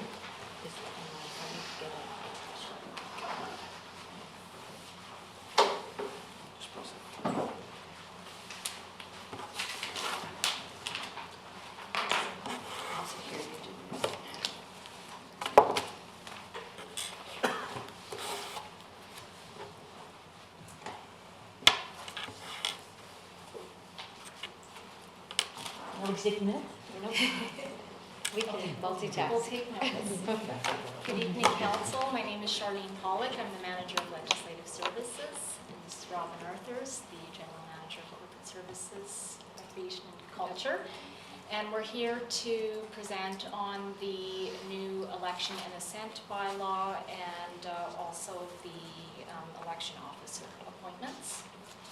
So the purpose of the new draft bylaw is to replace and amalgamate bylaws that were the election bylaws from 1993, so it's pretty old.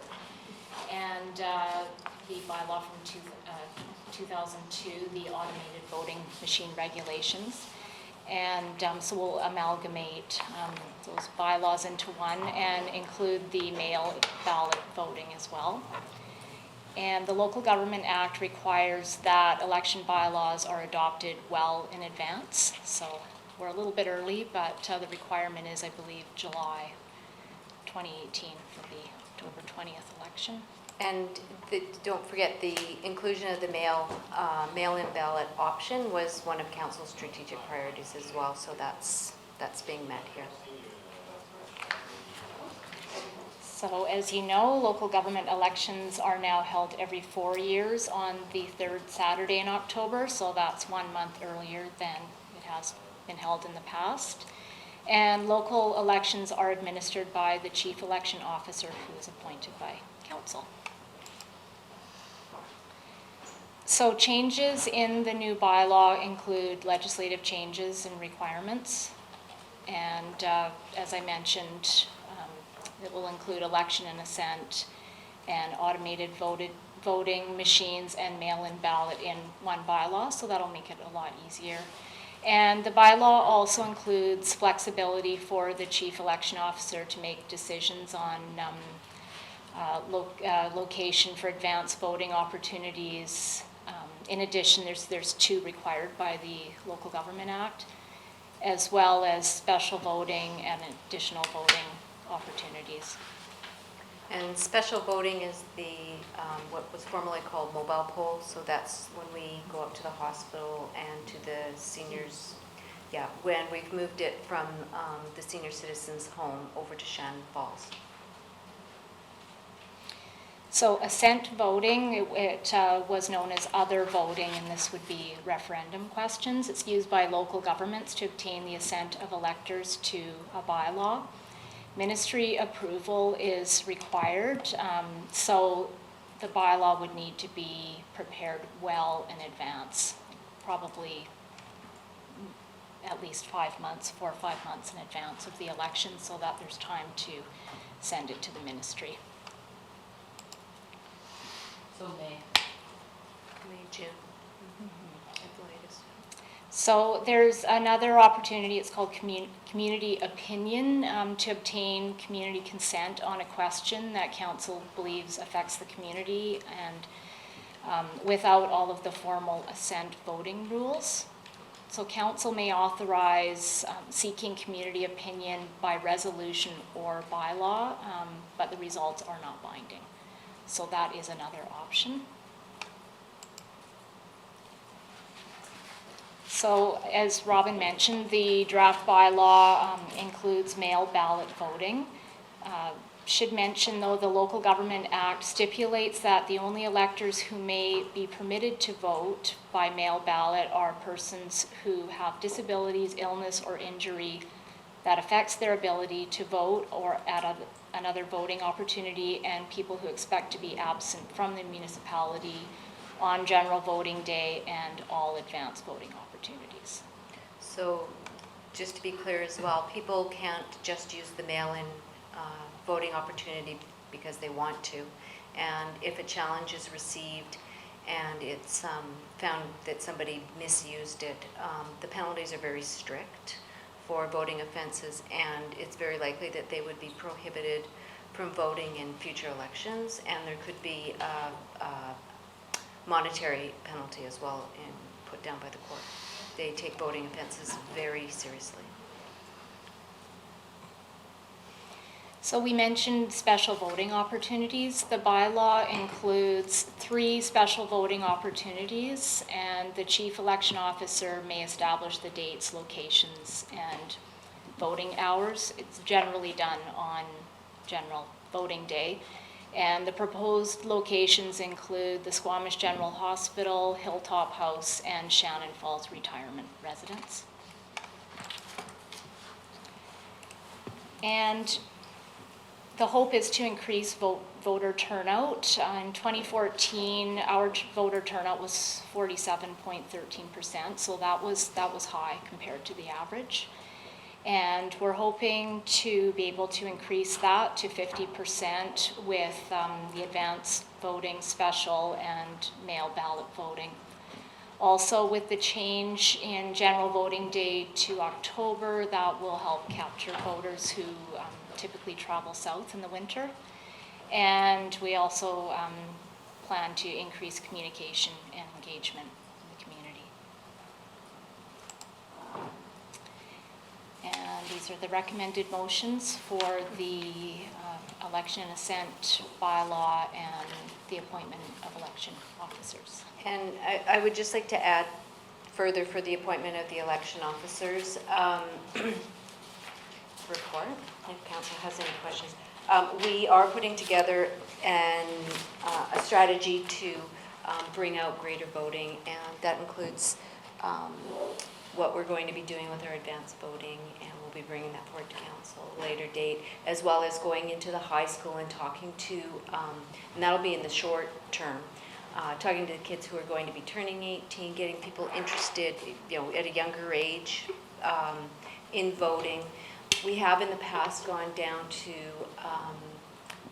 places like the Sikh temple and done voter information sessions because we found that there's a lot of people who don't speak English and they require some help with their voting, and talking to people who do the help that, the rules are being met. So we'll continue with that. And having some of our advanced voting in larger locations is going to be a big help as well. That'll encourage people to come out early. We watched what the province did this year with their advanced voting, and I think that they were really successful in capturing more people. And their numbers, even in Squamish, were up as well. So we've always been anywhere from 30% or more higher than the provincial average in voting. We've had many opportunities for voting where turnout's been over 60%, and that is twice we've hit the second highest in the province for our voter turnout. So we're actually quite proud of that. And I think that achieving 50% turnout, we'll be well over that. We will, the best way to do it is to have a question on the ballot. And if council lands on a question and what we're going to ask, we'll be way over 50% because we have a very interested community. Yeah, we've talked about it since I've been on council about using general voting day as a place at least to do, the very bare minimum, to do a bit of a community litmus test, a community question, community survey, however you want to word it in there. So I really want to see us, I know we said we're going to do it and then we missed the deadline, so I really want to see us put our minds to this and look for community input in terms of what do they want to find out through this type of, it's a great opportunity not only to increase voter turnout, but to just put a pulse on what's going on and then give the new council some tangible launching point on 2 issues. So that's, I think, really critical. I'm just wondering, do you guys have any experience? Should we be? You guys have been doing this forever, right? Councilor Lee. Just in regard to the youth vote and going to the high school, I don't know if the school district will allow this, but could we do one of our advanced polling days at the high school and if not in the school, in the youth center? It's not an appropriate venue for advanced voting because we also run the trustee ballot. We don't really want to go do voting at the high school during regular days. And there's not enough attraction to the youth center. We want everybody to come to voting when it costs a lot of money for every single advanced voting day, and where we get more bang for our buck is where we offer free transit on that day of voting, that kind of thing. The trustee piece. Okay. Councillor Race. Thank you. I was just curious about the penalties for misusing the mail-in ballot. Is that established in provincial legislation? It is. So the voting penalties range between $5,000 and $10,000. And possibly barring them from future elections? That's right, and a judge will determine how many elections. It could be until after the next opportunity, which would mean 2 elections. But sometimes it's longer. And is that the province that prosecutes that or takes that? No, decides to take that the step? Crown. When a challenge is received, or if we're made aware that somebody voted twice, we would call our CMP. They do an investigation, and the Crown takes over, takes it out of our hands. And one other thing I would recommend is Cres University students are really, they've been involved in the last couple of elections, both federal and provincial, really just trying to get awareness and voter turnout amongst, not only amongst their students, but just in the community. So I'm sure there's a group of students who would love to help promote voter turnout and awareness about the election. So just a good place to tap into. There is a recommended motion in front of us to give first readings to the bylaw. And we'll do them separately. I guess we'll do the bylaw first. Is there a mover? Moved by Councillor Ray, second by Councillor Elliott. Really pleased to see the mail-in ballot on there. All those in favor? Opposed? Motion carries. And there's a second recommended motion that we appoint Robin Arthurs as Chief Election Officer for conducting the 2018 general election, local election, and assent voting opportunities. October 20th, the power to appoint election officials as required for the administration and conduct of the 2018 general election. And that Charlene Pollock be appointed Deputy Chief Election Officer. Moved by Councillor Blackmore, seconded by Councillor Race. I'll call the question. All those in favor? Opposed, if any, motion carried. Thank you very much. Next up is consideration of adoption of the Squamish floodplain bylaw. Unless there are any questions, I'll look for a motion to adopt. Moved by Councillor Race, seconded by Councillor Elliott. Call the question. All those in favor? Opposed? Carried. Staff reports, there are none. Correspondence for action. First up is the BC Community Achievement Awards. We get these every year. We tend not to make recommendations of local government, but we do try to put it out in the community and make sure community groups and other people in the community are aware of this opportunity. We actually had Tor Frostliff as the last person from Squamish who received this award, and there are many deserving people, so maybe we'll refer this to staff to post on websites and social media and encourage citizens to make submissions. Moved by Councillor Blackmore, second by Councillor Kent. All those in favor? Opposed? Motion carries. There is a motion regarding the UBCM microcell resolution and notice of wireless harm. There's a recommended motion that refer to staff to investigate and bring a report back to council. Moved by Councillor Kent. Seconded by, I'll second it for discussion.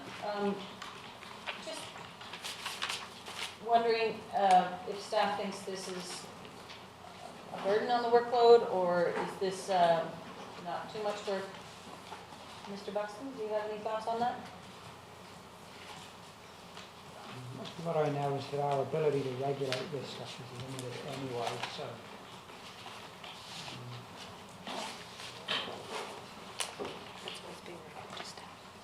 No, I think you're stating the obvious. Thank you. So I question the utility of actually engaging some of this work.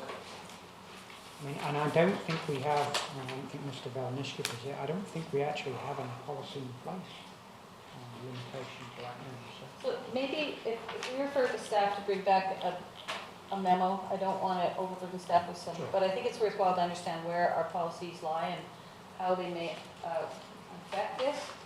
And even if we don't directly have an ability to regulate, we certainly have an ability to advocate for our citizens, and so happy to get a quick report back. I don't want it to be a burden on workload.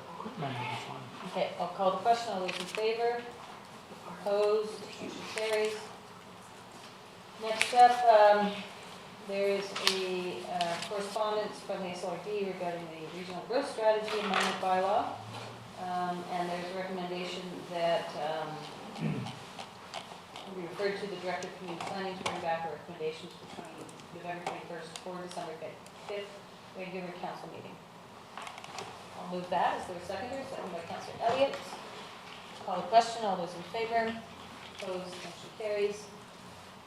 There's a letter from, I think it was Jeff,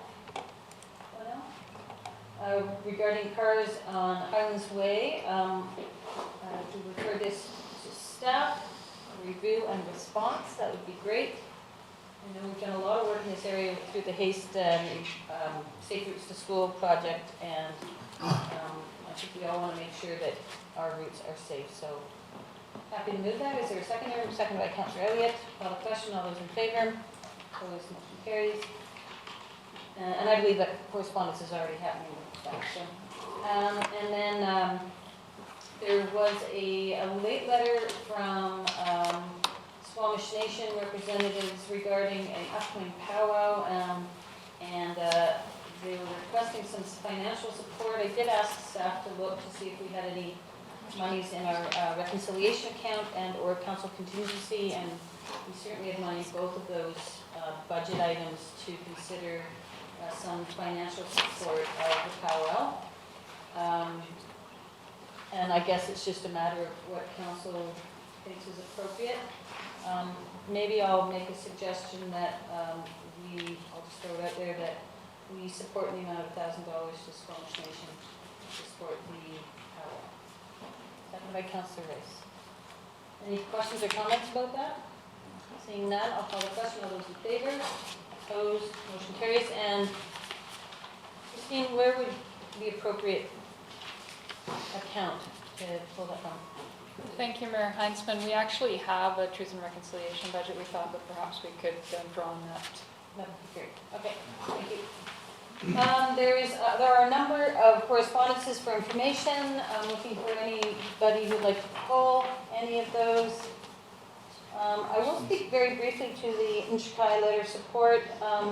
Did have a correspondence with the teacher of the students, and they are pursuing this through the proper federal processes, and offer our support if they need it, but they seem to be on their way to doing this project, so good for them. Any other letters that anyone wants to be pulled? Okay, move receipt of all the letters. Maybe I just will comment that Minister Trevina responded. We've met with her a couple times, and I'm hoping for positive announcements in the near future. No pressure, no pressure. I'll call the question on receipt. All those in favor?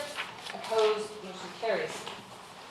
There are minutes from Committee of the Whole October 17th, special business meeting of October 17th, the regular business meeting of October 17th, Committee of the Whole meeting of October 24th, and the special business meeting of October 3rd, and move approval of those minutes. Moved by Councillor Kent, second by Councillor Race. All those in favor? Opposed, if any? Motion carries.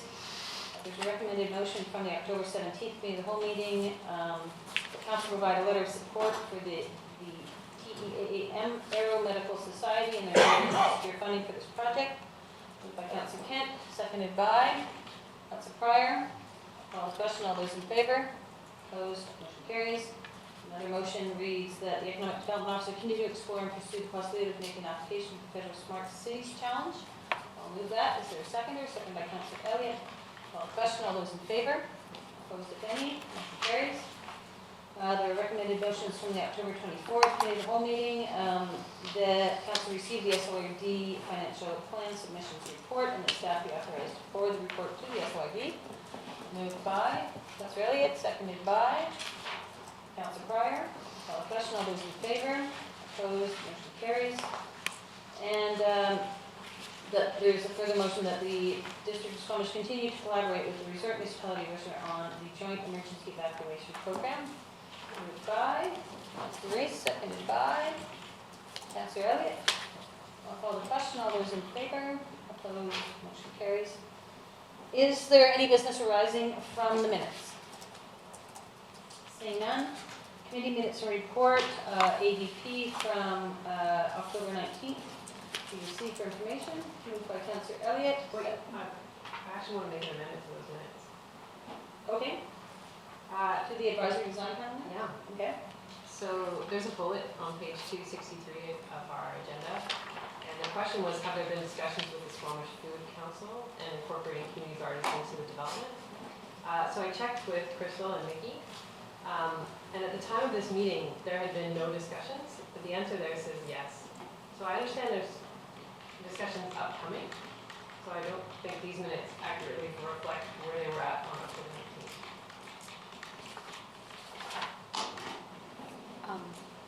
Just a point of order, we can't really amend what happened at the meeting, what was said at the meeting, but we can note it in these minutes that you had a follow-up conversation and that was the outcome. But this is an accurate representation of what was said at that meeting. So although, point taken, as far as the accuracy of what was said, the minutes themselves reflect what happened at that meeting. So whoever answered, we can't speak on behalf of another organization. So we can follow up with that at that point, absolutely, and we can make a note in our minutes tonight, and we can let ADP know about that as well. Okay. Move receipt of ADP minutes. Moved by Councillor Kent, seconded by Councillor Race. With comments. That. All those in favor? Opposed? Motion carries. Public Work Services meeting minutes be received. Moved by Councillor Kent, seconded by Councillor Race. All those in favor? Opposed? Motion carries. And there is a recommended motion that Council wholeheartedly support the usual gaming strategy project. I love the enthusiasm. I'll move that. Is there a seconder? Seconded by Councillor Black and Wolf. All those in favor? Opposed? Motion carries. I don't believe there are any in-camera announcements. There is no unscheduled public attendance. Open question period for clarification related to agenda item. Okay. Council or staff announcements. I have a few.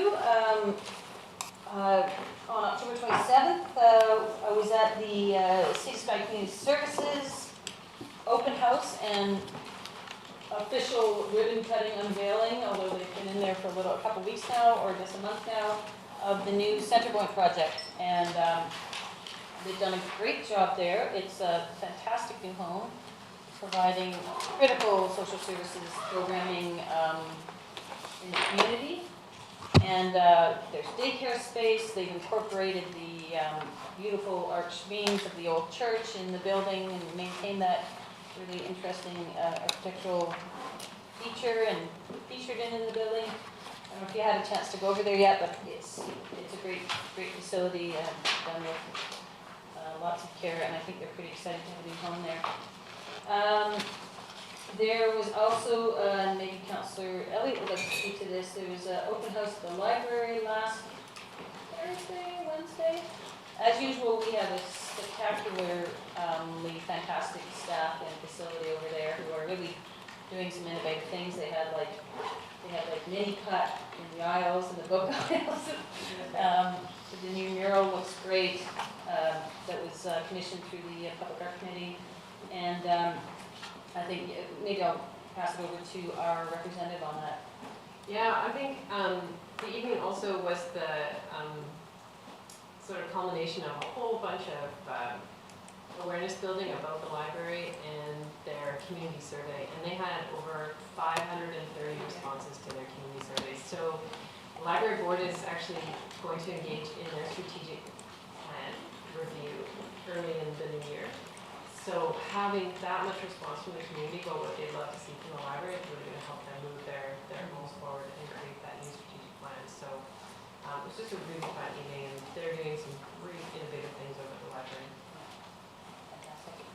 Also attended the Crave Dining for Dignity event that the Squamish Upper Hands put on.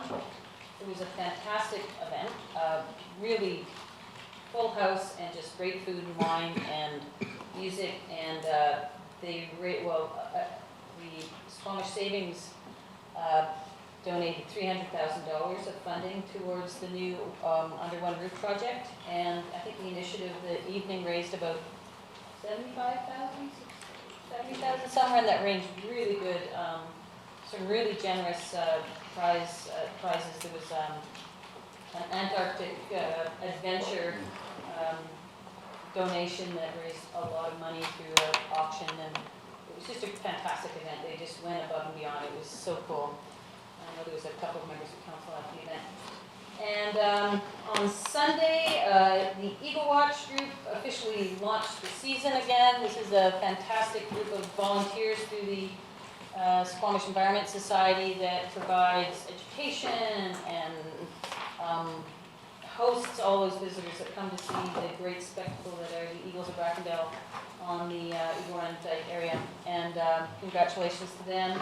And it was fantastic. Suacia had just welcomed and done some songs, and this eagle, there hadn't been any eagles, and this eagle just literally came over, kind of hovered over everybody, and then it was like kismet. It was beautiful.